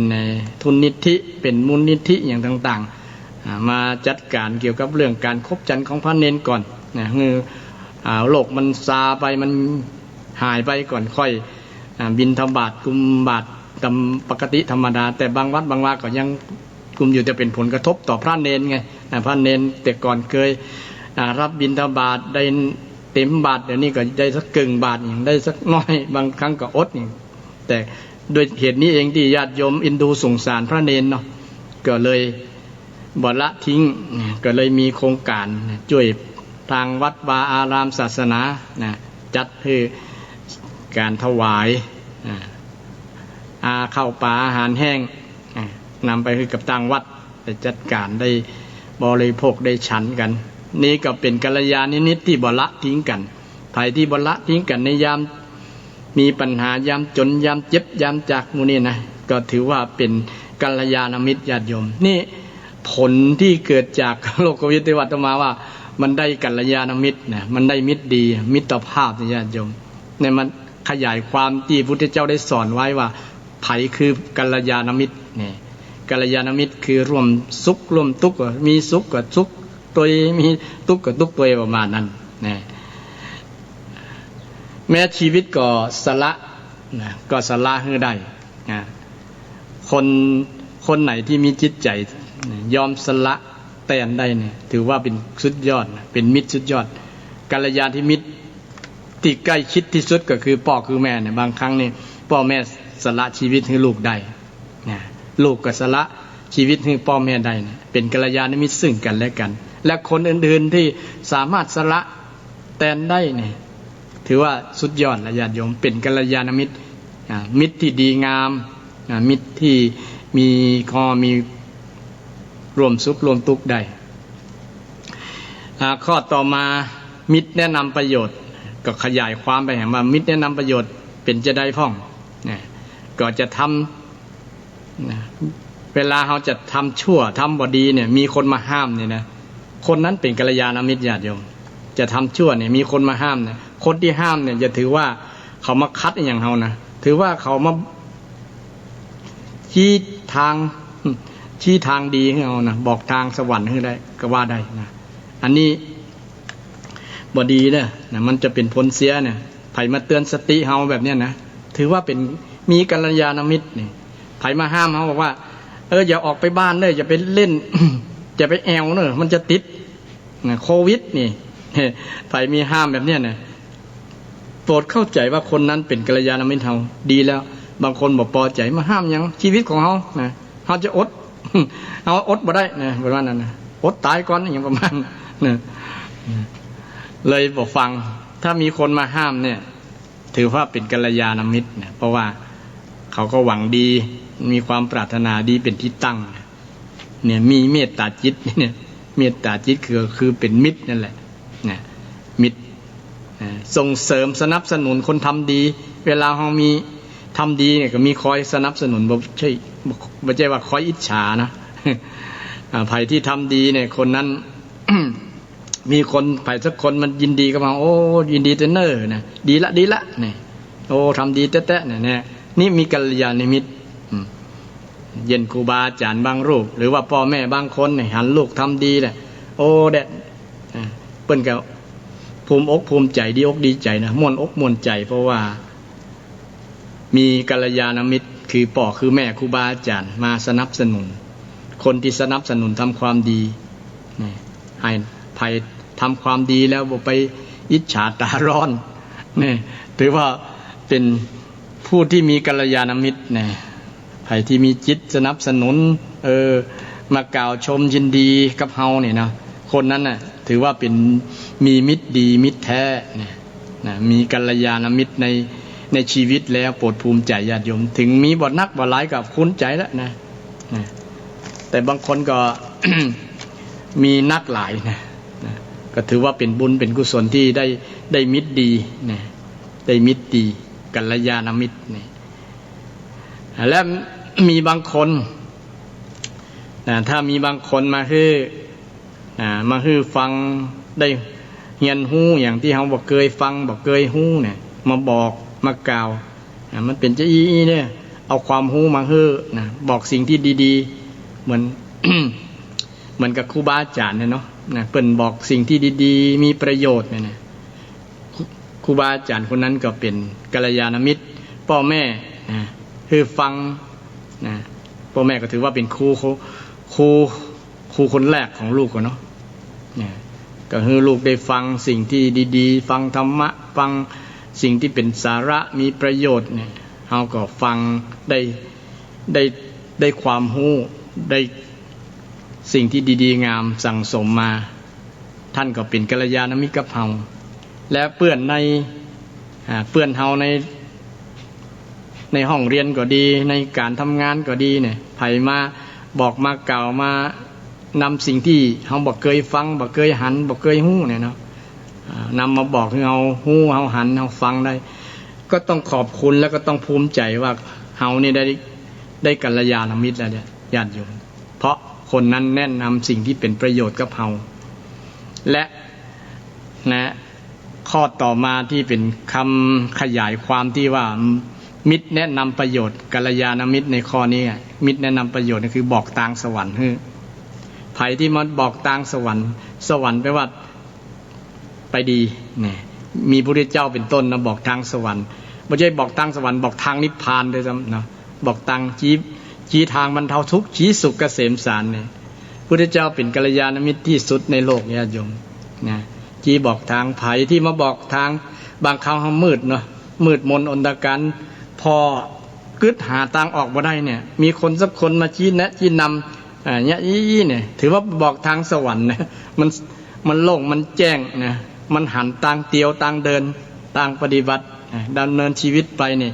ถือว่าเฮามีโชคญาติโยมมีกัลยาณมิตรไผนี่มาบอกเฮาแนวเฮาเนาะบางครั้งเฮามันมืด8ด้านที่ว่านะมืด8ด้าน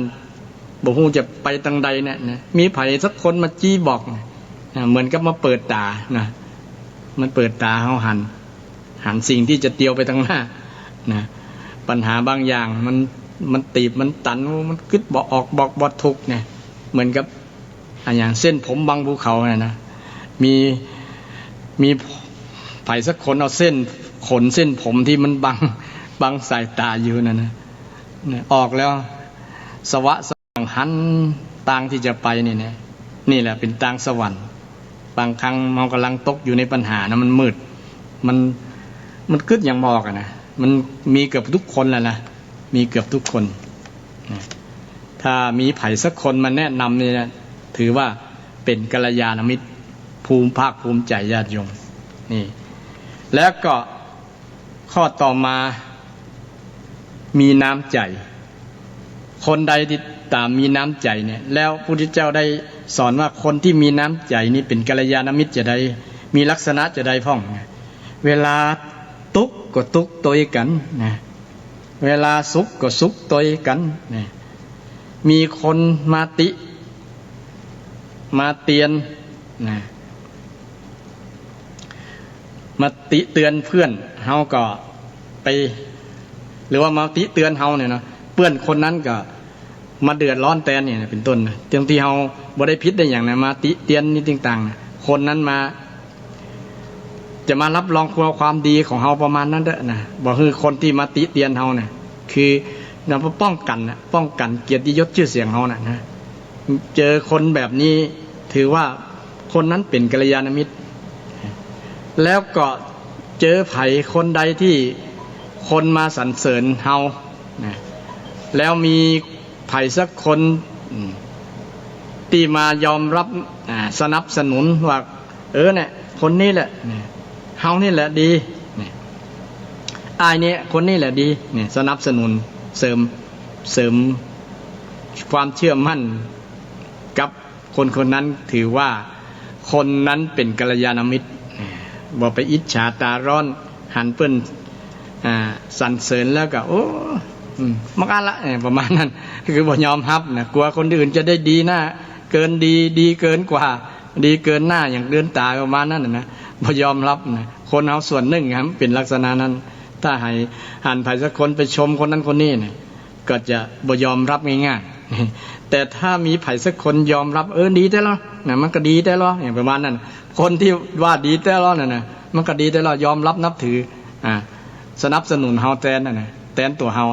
คนนั้นแหละเป็นกัลยาณมิตรเฮาญาติโยมเฮาจะอยู่ในนั้นก็ตามบ่อยู่ในนั้นก็ตามชมต่อหน้าหรือรับหลังก็ตามคนนั้นเป็นกัลยาณมิตรมีน้ำใจมีน้ำใจน้ำจิตน้ำใจจะทุกข์ก็ทุกข์ตัวจะสุขก็สุขตัวให้หัวก็ให้หัวตัวให้ก็ให้ตัวประมาณนั้นมีอารมณ์ร่วม เนี่ยคนลักษณะนี้เป็นกัลยาณมิตรในช่วงโควิดเนี่ยมีลักษณะนี้เกิดขึ้นญาติโยมนะมีกัลยาณมิตรเกิดขึ้นในสังคมเวลาหันบางผู้บางท่านเนาะมีความทุกข์กับทุกข์ตัวมีปัญหาบางครั้งเจอข่าวดูข่าวแล้วบางคนทุกข์เนาะญาติโยมทุกข์เครียดนะบ่มีงานทำบ่มีเงินจะจ่ายบอกมีข้าวจะกินเนี่ยนะคิดสั้นฆ่าตัวตายแต่ถ้ามีไผสักคนยื่นมือไปช่วยเนี่ยคนนั้นเป็นกัลยาณมิตรถือว่าได้จิตบอกทางสวรรค์หรือว่าเป็นที่เปิ้งของกันและกันได้เปิ้งได้ยามที่บ่มีทางออกมีความทุกข์มีปัญหาเนี่ยเปิ้งกันได้เนี่ยมีอยู่ญาติโยมบางคนนี่ไปยื่นมือช่วยกันนะสังคมในปัจจุบันนี่เนาะยามที่หันคนอื่นทุกข์แล้วก็เป็นทุกข์ไปต้อยนะอยากจะช่วยเหลือแสดงออกถึงน้ำจิตน้ำใจในส่วนเนี่ยเป็นสิ่งที่งดงามญาติโยมเป็นสังคมที่งดงามสังคมชาวไทยเฮาชาวพุทธเฮานี่ญาติโยมนะมันได้อานิสงส์ในส่วนที่ยามที่ชาติเมืองเกิดภาวะวิกฤตภาวะวิกฤตภาวะที่เกิดปัญหาเกิดโรคไวรัสโควิดเกิดขึ้นทั่วโลกไม่ใช่ชั่วทั่วประเทศไทยแต่เรามองว่ามันได้ผลได้อย่างดีๆได้มุมมองหันสิ่งที่ดีๆมันเกิดขึ้นในสังคมก็อาตมาก็ได้อูไปแล้วว่าหนึ่งได้ความเปลี่ยนแปลงสองได้มิตรภาพที่ดีได้มิตรภาพที่ดีคือได้กัลยาณมิตรญาติโยมรัฐบาลก็เป็นกัลยาณมิตรต่อประชาชนอันนี้บ่ใช่เชียร์รัฐบาลญาติโยมแต่ก็เป็นลักษณะนั้นรัฐบาลที่ทำงานดีก็ต้องเป็นกัลยาณมิตรหันประชาชนมีปัญหามีความทุกข์ก็ต้องแก้ไขดิ้งหากเลิก อย่างก็หากโรคมันเงียบไปแล้วมันหมดไปแล้วก็ต้องหาวิธีเยียวยาต่างๆคือมันท่วนหน้าบ่คือมันตกค้างบ่คือมีปัญหาอย่างบางคนเดือดร้อนเนาะอันคนนั้นได้เขาเป็นได้บ่ได้ได้เงิน5,000เนี่ยนะที่มาเยียวยาในช่วงที่บ่มีการมีงานทำบ่มีกล้าจับจ่ายใช้สอยไหนก็จะเงินจ่ายอันนั้นจ่ายค่าน้ำค่าไฟต่างๆเนาะมันคิดแล้วมันอะไรอย่างมันเครียดเครียดแล้วก็เกิดความเศร้าโศกเศร้ามันเกิดความซึมเศร้านะบางครั้งอาจจะคิดสั้นฆ่าตัวตายไปอย่างต่างๆประชดประชันชีวิตสังคมเนี่ยในส่วนนี้รัฐบาลก็ต้องดูแลให้ทั่วถึงนะดูแลให้ทั่วถึงก็ต้องอาศัยกัลยาณมิตรเนี่ยหันอกหันใจกันนะต่างคนก็ต่างเป็นกัลยาณมิตรซึ่งกันและกันญาติโยมถือว่าเป็นสิ่งที่เราได้หันได้รับผลจากโรคโควิดคือได้มิตรภาพได้กัลยาณมิตรดีๆต่อกันบ้านครอบครัวพ่อแม่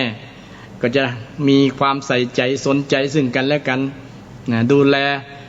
กันและกันดีขึ้นมันก็เป็นกัลยาณมิตรในครอบครัวสร้างกัลยาณมิตรเกิดขึ้นเริ่มที่ครอบครัวนั่นแหละกัลยาณมิตรก็คอยดูแลคอยเอาใจใส่ก่อนคอยระมัดระวังเรื่องการอยู่การไปการทำงานอย่างต่างๆการกินการนอนดูแลกันหมดนี่กัลยาณมิตรก็เกิดขึ้นในครอบครัวในสังคมก็ได้ช่วยเหลือเกื้อกูลกันนี่ก็เป็นกัลยาณมิตรกันทั้งนั้นญาติโยมนี่เรามองว่าช่วงวิกฤตนี่มันเป็นโอกาสที่ได้สร้างกัลยาณมิตรสร้างวิกฤตให้เป็นโอกาสวิกฤตก็คือโรคระบาดมันเกิดขึ้นพร้อมที่จะเกิดขึ้นกับทุกคนถ้าคนใช้ชีวิตแบบประมาทบ่ระมัดระวังนี่ก็ต้องอาศัยธรรมะนั่นเองธรรมะคือกัลยาณมิตรนี่มิตรก็คือเมตตาก็เป็นธรรมะอย่างนี้ไงญาติโยมเมตตาความปรารถนาดีต่อกันนะเพื่อน้องเมตตาเนาะภาษาพระห้องว่าเมตตาแล้วก็ลงมือช่วยกันก็เป็นกรุณาธรรมนี่กรุณาธรรมบ่แข่งดีแข่งเด่นกันบ่อิจฉากันก็เป็น เป็นกัลยาณมิตรในส่วนที่เป็นมุทิตาธรรมนะยินดีเวลาเฮาที่ได้มีโอกาสช่วยและมีความสุขเนี่ยก็เป็นสิ่งหนึ่งที่เฮาแสดงออกธรรมะคือมุทิตามุทิตาคือเมื่อเฮาช่วยได้ลงมือช่วยคนแล้วคนนั้นได้พ้นภาวะจากความทุกข์ร้อนเดือดร้อนเนี่ยคนนั้นก็พ้นปัญหาไปเขาก็ยินดีกับสิ่งที่เขาทำไปแล้วนะเป็นมุทิตาจิตเกิดขึ้นกับเขาการมุทิตาจิตไม่ใช่เฉพาะไปแสดงกับคนที่ได้ดิบได้ดีอย่างเดียวนะคนที่ได้ตกทุกข์ได้ยากแล้วเขาช่วยให้เขารอดพ้นจากปัญหาจากความทุกข์นั้นนะพ้นแล้วเขาจะมีกัลยาณเขาจะมีมุทิตาจิตเกิดขึ้นยินดีมีความสุขนะมีความสุขในการช่วยเหลือที่เขารอดพ้นจากความทุกข์นั้นได้แล้วก็เขาก็ได้มีโอกาสใช้ชีวิตแบบเจริญธรรมเรียกว่าอุเบกขาบ่เลือกบ่มีอคติลำเอียงกับคนบ่ลำเอียงกับคนนั้นคนนี้ว่าคนนั้นเป็นคนนั้นเป็นคนที่เฮาจังคนนั้นเป็นคนที่เฮาฮักคนนั้นเคยทำให้เฮาบดเจ็บอกเจ็บใจอย่างประมาณนั้นน่ะมันจะบ่มีในจิตในใจของคนที่อุเบกขาอุเบกขาจะมองว่าเป็นกัลยาณมิตรกันหมดนะเป็นมิตรกันหมดมิตรภาพสร้างมิตรภาพนะคือมองว่าคนที่เกิดมาเป็นเพื่อนร่วมเกิดแก่เจ็บตายบ่มีคำว่าคนนั้นเป็นพุทธเป็นคริสต์เป็นอิสลามนะเป็นอันนั้นเป็นนี่เนี่ยในใจของที่เป็นกัลยาณมิตรโยมนะเจริญอุเบกขาเนี่ยคือวาง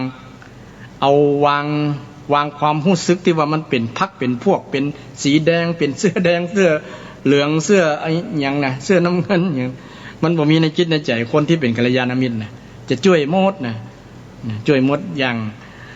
ทางรัฐบาลน่ะบอกคิดว่าคนนั้นเลือกเฮามาคนนั้นจังเฮาบ่ช่วยแล้วอย่างประมาณนั้นนะต้องตั้งใจไว้กลางๆคือเป็นอุเบกขาจะทำให้กัลยาณมิตรจิตที่มีเมตตามันเพียบพร้อมนี่ประโยชน์จากการที่โรคโควิดเกิดขึ้นแล้วเราได้จากได้กัลยาณมิตรได้มิตรที่ดีได้หันคนที่ดีแน่นอนก็มีผู้คนที่บอกเจกัลยาณมิตรก็มีที่เกิดขึ้นในสังคมเช่นคนที่เอารับเอาเปรียบอยากได้ฝ่ายเดียวเนี่ยก็มีนะแล้วพุทธเจ้าก็ได้อธิบายได้สอนไว้ว่าคนที่มีลักษณะที่บ่เจกัลยาณมิตรเนี่ยมีลักษณะ4ประการญาติโยมฟังไว้ก็แล้วกันนะ4ประการนี่มีอย่างพ้อง1คนปอกลอก2คนดีแต่พูด3คนหัวประจบ4คนชักชวนในทางชิบหายอาตมาก็ท่องเอากระกำต้นมันว่าปอกดีหัวชักนี่ปอกดีหัวชักคนที่มีปอกดีหัวชักนี่ลักษณะ4ประการเนี่ยปอกดีหัวชักเนี่ยปอกก็คือปอกลอกดีก็คือดีแต่อู้ดีแต่พูดหัวก็คือปอกดีหัวชักหัวก็คือหัวประจบเนาะชักก็คือชักชวนในทางชิบหายนี่มันจำได้ง่ายนะโยมนะปอกดีหัวชักปอกดีหัวชักมิตรที่บดีบ่เจกัลยาณมิตรลักษณะแบบนั้นนะนี่มันก็เกิดขึ้นเช่นเดียวกันแต่เขาก็ได้เฮียนฮู้นะก็มีน้อยถ้ามีนักก็แย่เลยญาติโยมสังคมไทยแต่สังคมไทยของเรามีส่วนนักมีกัลยาณมิตรแต่มีคนส่วนหนึ่งที่เป็นปาปมิตรมิตรชั่วที่บอกว่าปอกดีหัวชักแล้วพระองค์ก็ได้ขยายความคนที่ปอกลอกนั้นมีลักษณะจะได้พ้องคนที่ชอบปอกลอกนี่เป็นมิตรเทียมนี่มิตรที่เป็นมิตรเหมือนกันเป็นคนที่เฮาอยู่ใกล้ชิดเหมือนกันบางครั้งเนี่ยสังเกตว่าคนปอกลอกเนี่ยคิดแต่เอาอย่างเดียวนะคิดแต่ได้ไฟเดียวนี่ถ้าตัวเก่าบ่ได้เนี่ยบ่เอาละบ่ไปทำละบ่ไปช่วยละอย่างประมาณนั้นนะจะคิดจะเอานะ เขาทำแล้วเขาได้อย่างประมาณนั้นนะคนลักษณะนี้คนปอกหลอกนะเอาอย่างเดียว แต่อูเรื่องเสียเนี่ยบ่ไปละบ่ร่วมมืออย่างประมาณนั้นนี่ลักษณะนี้คนมีอยู่ในสังคมนะมีอยู่แต่มีบ่นักถ้ามีนักแย่เลยญาติโยมสังคมในเมืองไทยแต่ส่วนนักมีกัลยาณมิตรมากกว่านะนักกว่าแต่คนที่บาปมิตรนี่มีน้อยแต่มีนักแย่คนคิดเอาฝ่ายเดียวนี่ถ้าจะเสียก็เสียขึ้นน้อยนะแต่จะขอให้เอาแลกได้มานักกว่าเนี่ยผลที่จะได้เนี่ยเอาแต่มันได้นักกว่าจะยอมคบกันประมาณนั้นนะลักษณะคนปอกหลอกเนาะเมื่อมีภัยจึงค่อยช่วยเช่นตัวเก่าเมื่อมีปัญหาถ้าบ่มีปัญหาบอกอย่างละนะดักปิ้งแต่มีภัยแล้วเอตโลโวยวายแล้วนะเดือดละนะว่าตัวเก่าได้รับความเดือดร้อนอย่างต่างๆนี่เป็นลักษณะของคนที่ปอกหลอกคุณว่าพุทธเจ้าได้อธิบายนะอย่าเดียวนะว่าเมื่อตัวเก่ามีภัยจึงจะช่วยคนในว่าเพราะว่าเรียกร้องความสนใจอยากจะให้เขาหันว่าตัวเก่าเนี่ยเป็นคนที่มีปัญหาอย่างต่างๆอยากจะเรียกร้องความสนใจเนาะแล้วก็ลักษณะต่อมาของคนปอกหลอกก็คือคบกับเพราะว่าหันแก่ประโยชน์แต่จะมาคบเฮาเนี่ยจะเอาประโยชน์จากเฮาอย่างเดียวประมาณนั้นนะก็มีนักอยู่มีอยู่นะตือบนนักเนี่ยแต่ว่ามีอยู่ในสังคมเนาะจะเอาประโยชน์อย่างเดียวนะพอกันว่านี่จะคบไปแล้วมันจะได้จะฮืออย่างกับเฮาเนี่ยเฮาจะได้อย่างกับมันประมาณนั้นนะมีลักษณะคิดอย่างเนี้ยคนปอกหลอกนะคนดีแต่อู้เนี่ยลักษณะเป็นจะได้พ่องดีแต่อู้ปอกดีหัวชักดีแต่พูดคนบาปมิตรเนี่ยมีดีแต่อู้ดีแต่อู้พูดแต่สิ่งที่ล่วงลับไปแล้วนะลักษณะของคนดีแต่อู้นะเอาเรื่องที่มันจะพิษหัวกันเอามาเล่าต่อเอามาเล่าให้เล่าบ่อยๆมาอู้บ่อยๆจนเป็นพิษเถียงกันนะเอาเรื่องที่ในเรื่องราวในอดีตบ่ปงบ่วางสักเตือนเอาสิ่งที่เป็นข้อผิดพลาดของคนอื่นมาเล่าอย่างประมาณนั้นนะเนี่ยเป็นเหตุสาเหตุหนึ่งทำให้คนแตกกันแตกสามัคคีนะทั้งที่มันเป็นอดีตไปแล้วมันบอกเกิดประโยชน์ยังนะเอามาเล่าอยู่หั่นล่ะนะคนลักษณะนี้บ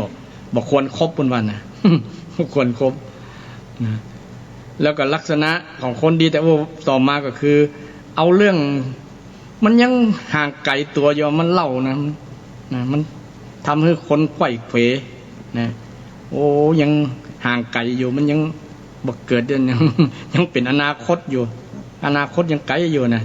ไปวิตกกังวลอย่างพระลำเดือนะไปตีตนไปก่อนไข้นักลำไปประมาณนั้นคนลักษณะนี้ก็เป็นคนดีแต่โอ้วันๆนะแล้วก็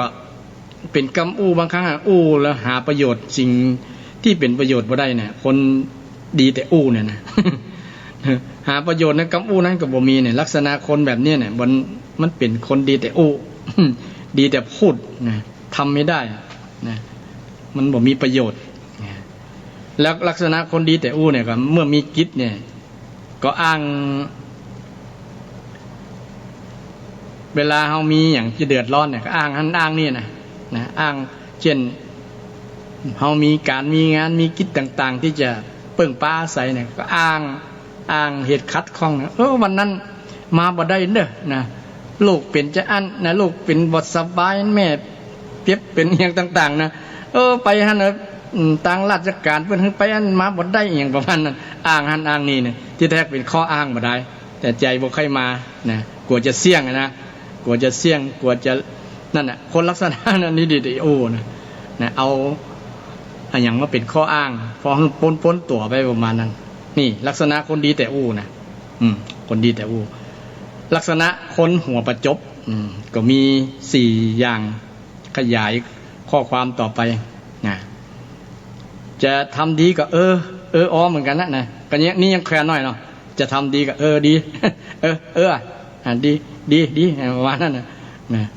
บ่ได้แสดงทัศนะอย่างต่างๆว่าดี ยังจะได้จังมันดีกว่าเก่าอย่างบ่แน่ละนะทำดีก็ดีนะทำชั่วก็นะทำดีก็นะทำดีก็แต่ทำชั่วก็เนี่ยเป็นตัวเนี่ยมันเป็นผลเสียกว่าแต่กี้มันยังเป็นผลดีเนาะทำดีก็นะทำดีก็คล้อยตามทำชั่วก็คล้อยตามอย่างที่เพิ่นอธิบายนะทำดีก็ยังแขวนหน่อยแต่ทำดีทำชั่วแล้วก็ตัวนี่อันตรายเนี่ยบ่ห้ามแต่คนที่เป็นกัลยาณมิตรเพิ่นจะห้ามเราถ้าทำชั่วนะบ่ดีนะทำชั่วแบบนี้บ่ดีเช่นเปิ้น ในช่วงโควิดเนี่ยเนาะเปิ้นห้ามออกบ้านไป ตั้งแต่4 ทุ่มไปนะแต่ที่จะห้ามเพื่อนกับเนี่ยแหละ หรือว่าส่งเสริมทำชั่วไปเลยนะเป็นพวกที่เป็นบาปมิตรนะยุยงส่งเสริมทำชั่วไปเลยเนี่ยยิ่งร้ายเลยแต่ลักษณะนี้คนหัวประจบนะบ่แนะนำในทางที่ดีนะส่งเสริม ส่งเสริมคนทำความชั่วต่างหากแล้วก็มีลักษณะที่ว่าตอนหน้าเนี่ยสรรเสริญแต่รับหลังเนี่ยนินทาเนี่ยคนลักษณะนี้เนี่ยต่อหน้าไปอย่างว่าหน้าไหวหลังหลอกนี่กันเนาะหน้าไหวหลังหลอกคนหัวประจบนี่เป็นลักษณะนี้เนี่ยพุทธเจ้าได้ขยายอธิบายไว้ญาติโยมนี่พุทธเจ้าก็แสดงมิตรบาปมิตรตั้งมิตรฝ่ายดีและมิตรฝ่ายมิตรฝ่ายดีเป็นน้องกัลยาณมิตรเนาะ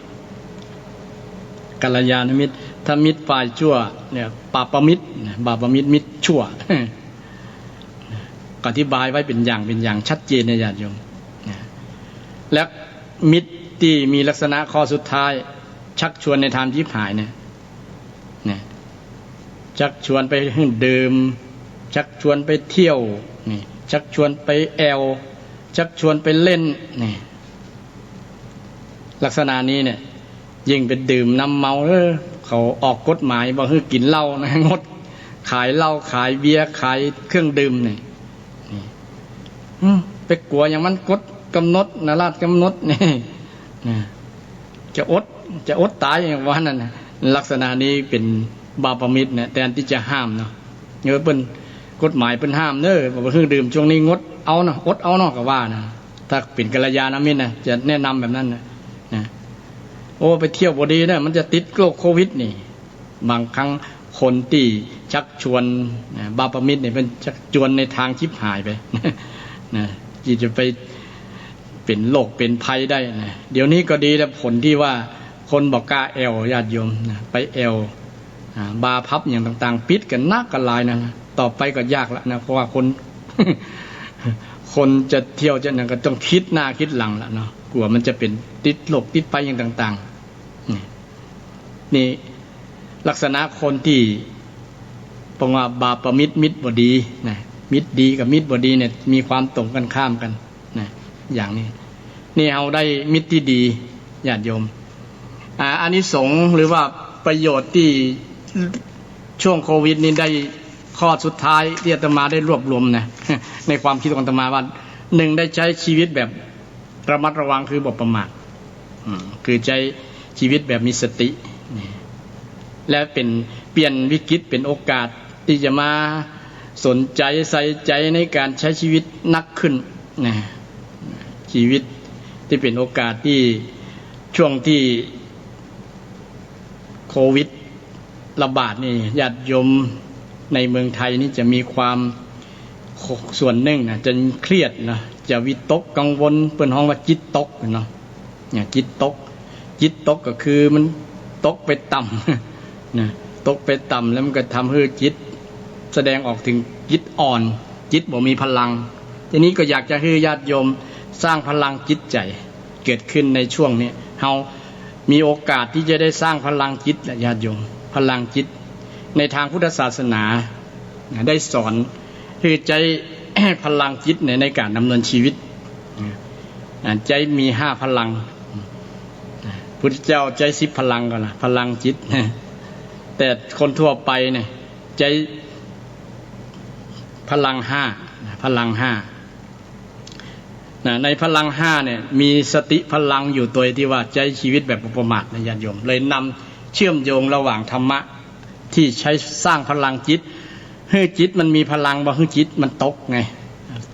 จิตตกแล้วทำให้จิตใจคนนั้นมัน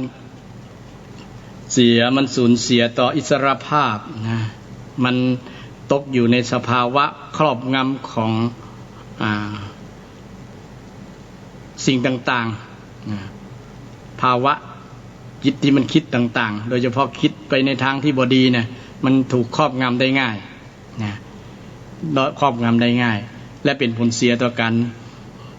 ต่อคุณภาพชีวิตนะชีวิตเกิดขาดคุณภาพ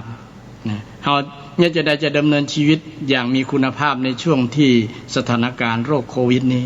ก็อยากจะให้ศรัทธาญาติโยมสร้างพลังจิต5พลังพลังที่1คือพลังศรัทธาพลังที่2คือพลังความเพียรพลังที่3คือพลังความรอบคอบหรือสติพลังที่4คือพลังแห่งการตั้งจิตตั้งใจให้มั่นพลังที่5พลังความรอบรู้คือสติคือปัญญาศรัทธาวิริยะสติสมาธิปัญญา5พลังเนี่ยสร้างให้มีในจิตในใจมันจะส่งจิตยกจิตให้สูงขึ้นมันเป็นพลังพลังที่มีอยู่ในจิตใจเราถ้าเราสร้างยิ่งเพิ่มขึ้นเรื่อยๆยิ่งเป็นผลดีครับในการดำเนินชีวิตญาติโยมพลังเนี่ยเป็นสิ่งที่สำคัญใครที่มีพลังนักคนนั้นก็จะบ่งบอกถึงคนนั้นมีความเข้มแข็งสามารถที่จะดำเนินชีวิตอย่างรอดปลอดภัยอย่างในสถานการณ์โควิดในญาติโยมใครที่มีกำลังกายคือสุขภาพสุขภาพแข็งแรงมันก็จะรอดพ้นจากโควิดอันนี้บ่นับถึงพลังในภายใน5ข้อนี่นะยิ่งถ้าใครมีพลังภายใน5ข้อเนี่ยมันจะเป็นผลดีคูณไป 2-3 เท่ากันหรือว่ายิ่งกว่านั้นเพราะว่าพลังภายในนี่สำคัญกว่าพลังภายนอกที่นี่พลังภายนอกเนี่ยมันก็เป็นผลดีอยู่แล้วไผก็มีสัตว์ก็มีเนาะมีพลังของไผของมันแต่พลังของสัตว์บอกว่าจะเป็นจ้างม้างัวควายเนี่ยเป็นพลังที่บ่มีการควบคุมเหมือนมนุษย์ได้เปรียบกว่าสัตว์อื่นๆคือมีพลังตัวนี้มาควบคุมพลังกายแห่งคำหนึ่งมาควบคุมพลังกายแห่งกำหนึ่งมันนึกเป็นผลดีฉะนั้น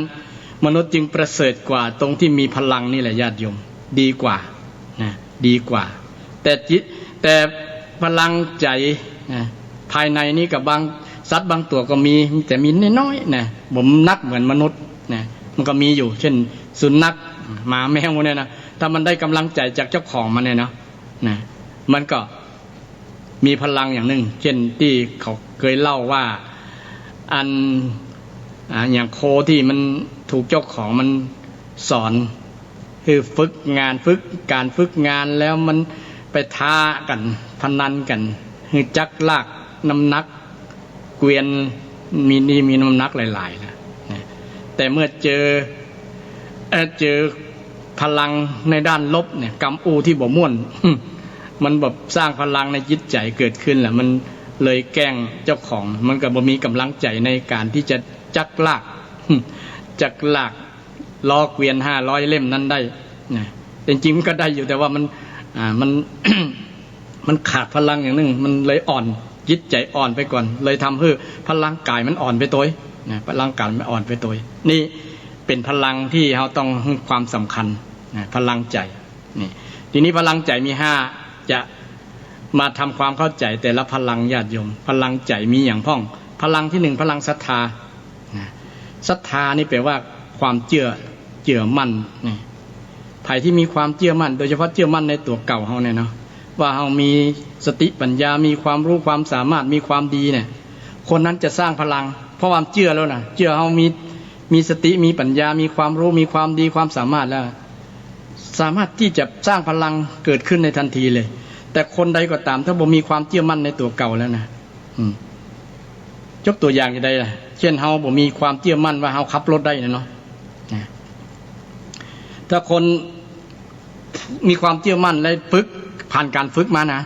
ฝึกมาแล้วนะฝึกจนคล่องแล้วการฝึกจนคล่องนะด้วยความสามารถแล้วก็เกิดสร้างความเชื่อมั่นขึ้นนะว่าเราสามารถขับรถปลอดภัยได้บ่ไปจนคนนั้นจนคนนี้เนี่ยมันก็สร้างพลังอย่างหนึ่งแต่เมื่อคนใดบ่ฝึกหรือว่าบ่เคยมีประสบการณ์บ่มีพลังนะขาดพลังขาดความเชื่อมั่นตัวนี้ทันทีเลยนะจะบ่สามารถขับได้เลยรถนะถ้าขับไปก็อันตรายเช่นเดียวกันเพราะมันขาดความเชื่อมั่นไงนะขาดความเชื่อมั่นอาจไปจนนั้นจนนี้ไป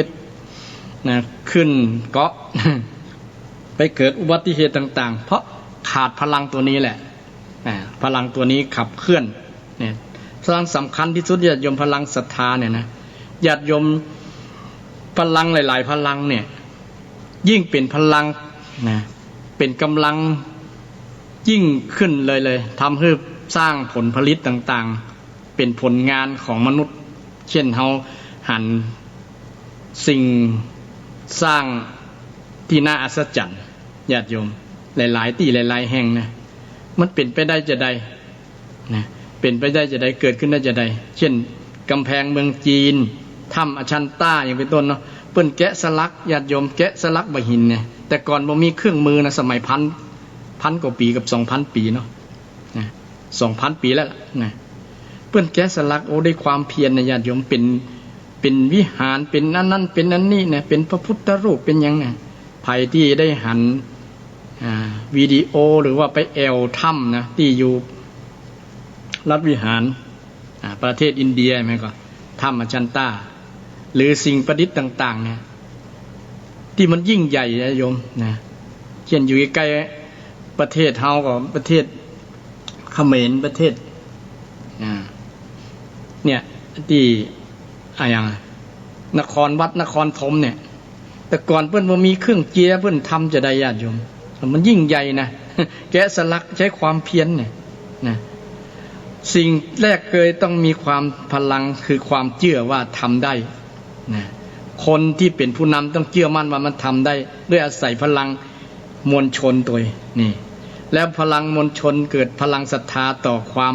ต่อผู้นำนะเชื่อต่อผู้นำก็เกิดพลังนะเกิดพลังว่าเราสามารถช่วยกันทำได้นะมันก็เลยสร้างเป็นพยานหลักฐานให้เราหันในปัจจุบันนี้ญาติโยมนี่เป็นพลังถ้าบ่มีความเชื่อแล้วบ่มีพลังแล้วมันบ่มีผลงานเกิดขึ้นทันทีนะบางคนนี่บ่มีความเชื่อมั่นตัวเก่ายังบ่ได้ทำอย่างก็บ่ได้มัน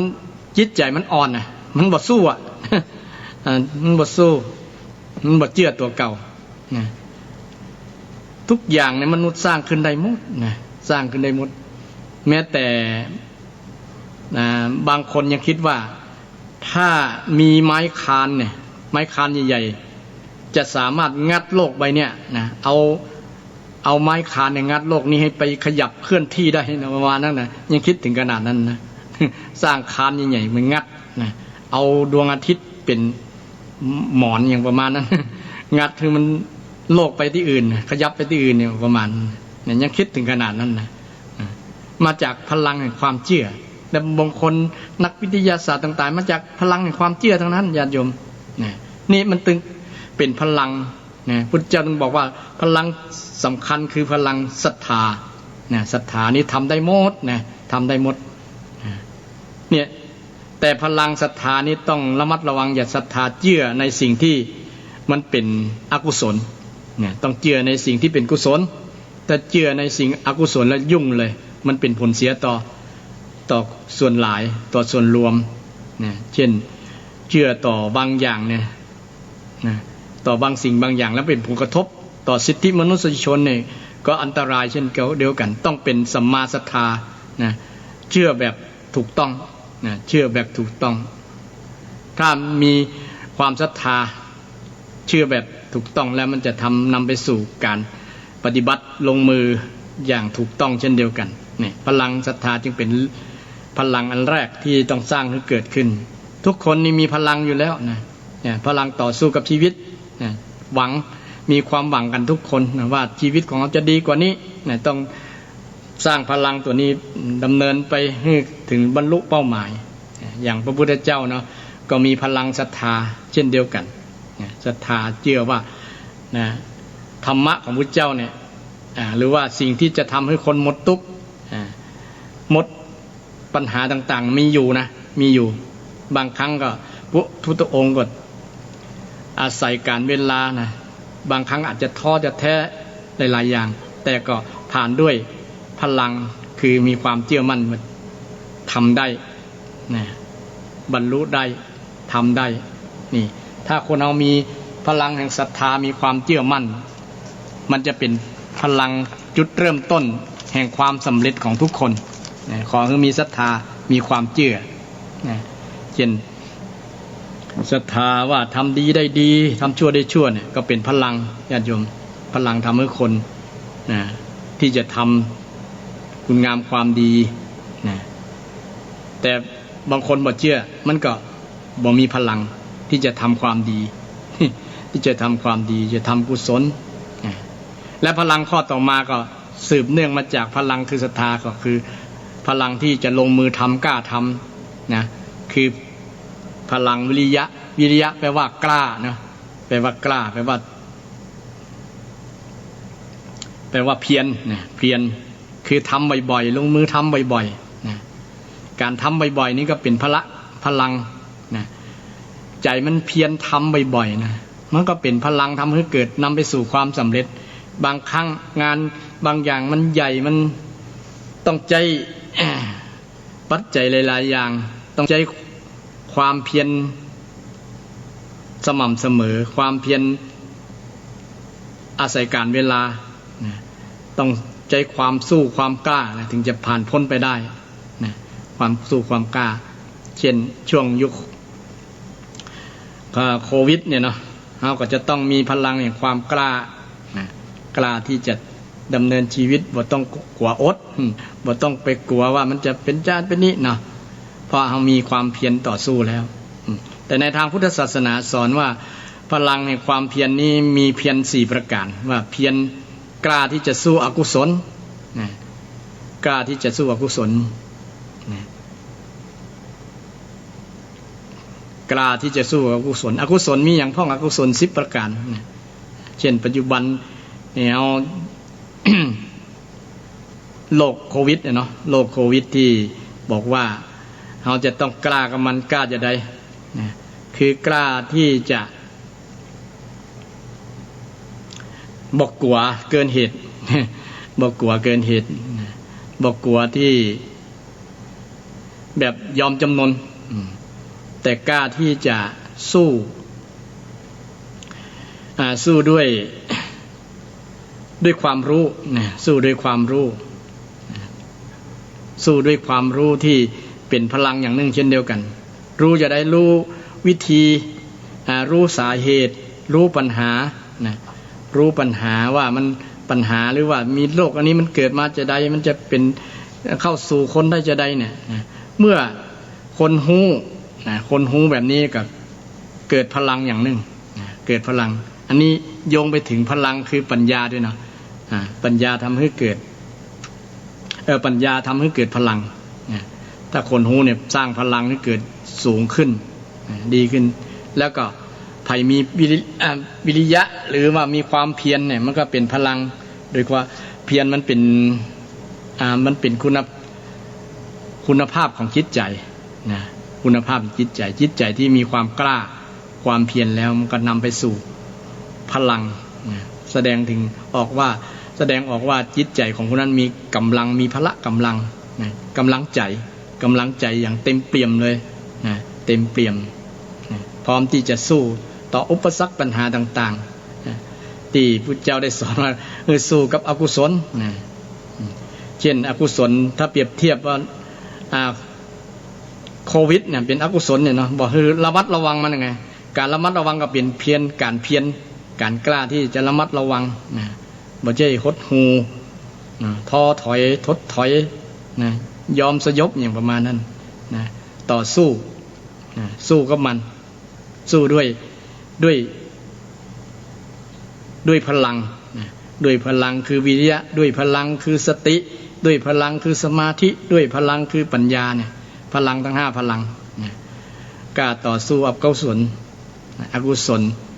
กุศล10ประการที่ว่านั่นนะถ้าเปรียบเทียบที่ให้เปรียบเทียบที่กี้ว่า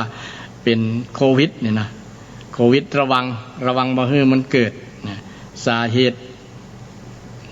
หตุที่จะทำให้เกิดโควิดคือหยังเฮาก็พยายามนะระวังบ่ให้มันเกิดขึ้นนะบ่ให้มันเกิดบ่ให้มันใกล้นะบ่เกิดขึ้นกับเฮาได้สมมุติว่าถ้าพลาดพลั้งไปล่ะนะเฮาก็จะเพียรใจความเพียรนั่นละนะลงมือเพียรเนี่ยต้องพยายามละสาเหตุนั้นละเหตุที่จะทำให้เกิดโควิดเนี่ยนะเหตุที่จะทำให้เกิดโควิดคืออย่างพ้องคือเชื้อไวรัสที่มันมากับคนเนี่ยเหตุที่มันมากับคนคนสู่คนเฮาก็ระมัดระวังคนที่มีเชื้อนั้นโดยเฉพาะคนที่เฮาบ่ฮู้จักมักคุ้นเนี่ยเนาะบ่ฮู้ประวัติว่าคนนั้นไปเอวดีใดไปสุงสิงไปใกล้ชิดกับไผไปติดที่ไหนมานะเพราะว่าโลกนี้มันต้องฟักตัวถึง14วันก็แล้วเนาะมันบ่ฮู้อาการบางครั้งมันบ่ออกอาการมันเนี่ยหน้าสะพรึงน่าระมัดระวังในส่วนนี้ต้องระมัดระวังในส่วนที่ว่ามันบ่ออกอาการมันบ่ออกอาการง่ายๆเพิ่นก็คือระมัดระวังบ่คือประมาทก็คือละเหตุนั่นเองละเหตุที่จะทำให้เกิดก็ด้วยใจวิธีมรรคตามอริยสัจสี่ก็ได้อริยสัจสี่ถ้านำมาประยุกต์ใจนะก็คือหันทุกข์หันปัญหาก็คือโควิดเนี่ยเนาะโควิดเป็นปัญหาอย่างละสาเหตุทำให้เกิดโควิดก็อาการและเชื้อไวรัสเนี่ยเชื้อไวรัสเนี่ยเป็นในสาเหตุของมันสาเหตุของมันทีนี้วิธีที่จะปฏิบัติให้โรคโควิดบ่เกิดขึ้นและจะเป็นผลให้เกิดอย่างก็นิโรธเนี่ยนิโรธแปลว่าความดับปัญหาดับคือโรคโควิดมันหมดไปเราก็จะต้องดำเนินมรรควิธีมรรคก็คือตามที่รัฐบาลได้ทางกระทรวงสาธารณสุขได้ให้ปฏิบัตินั่นแหละมรรควิธีมรรคที่จะละที่จะทำให้โควิดมันบ่เกิดขึ้นในชีวิตของเราในชีวิตของเราทั้งนี้ก็ต้องอาศัยพละคือความเพียรพลังคือความเพียรพลังคือความกล้า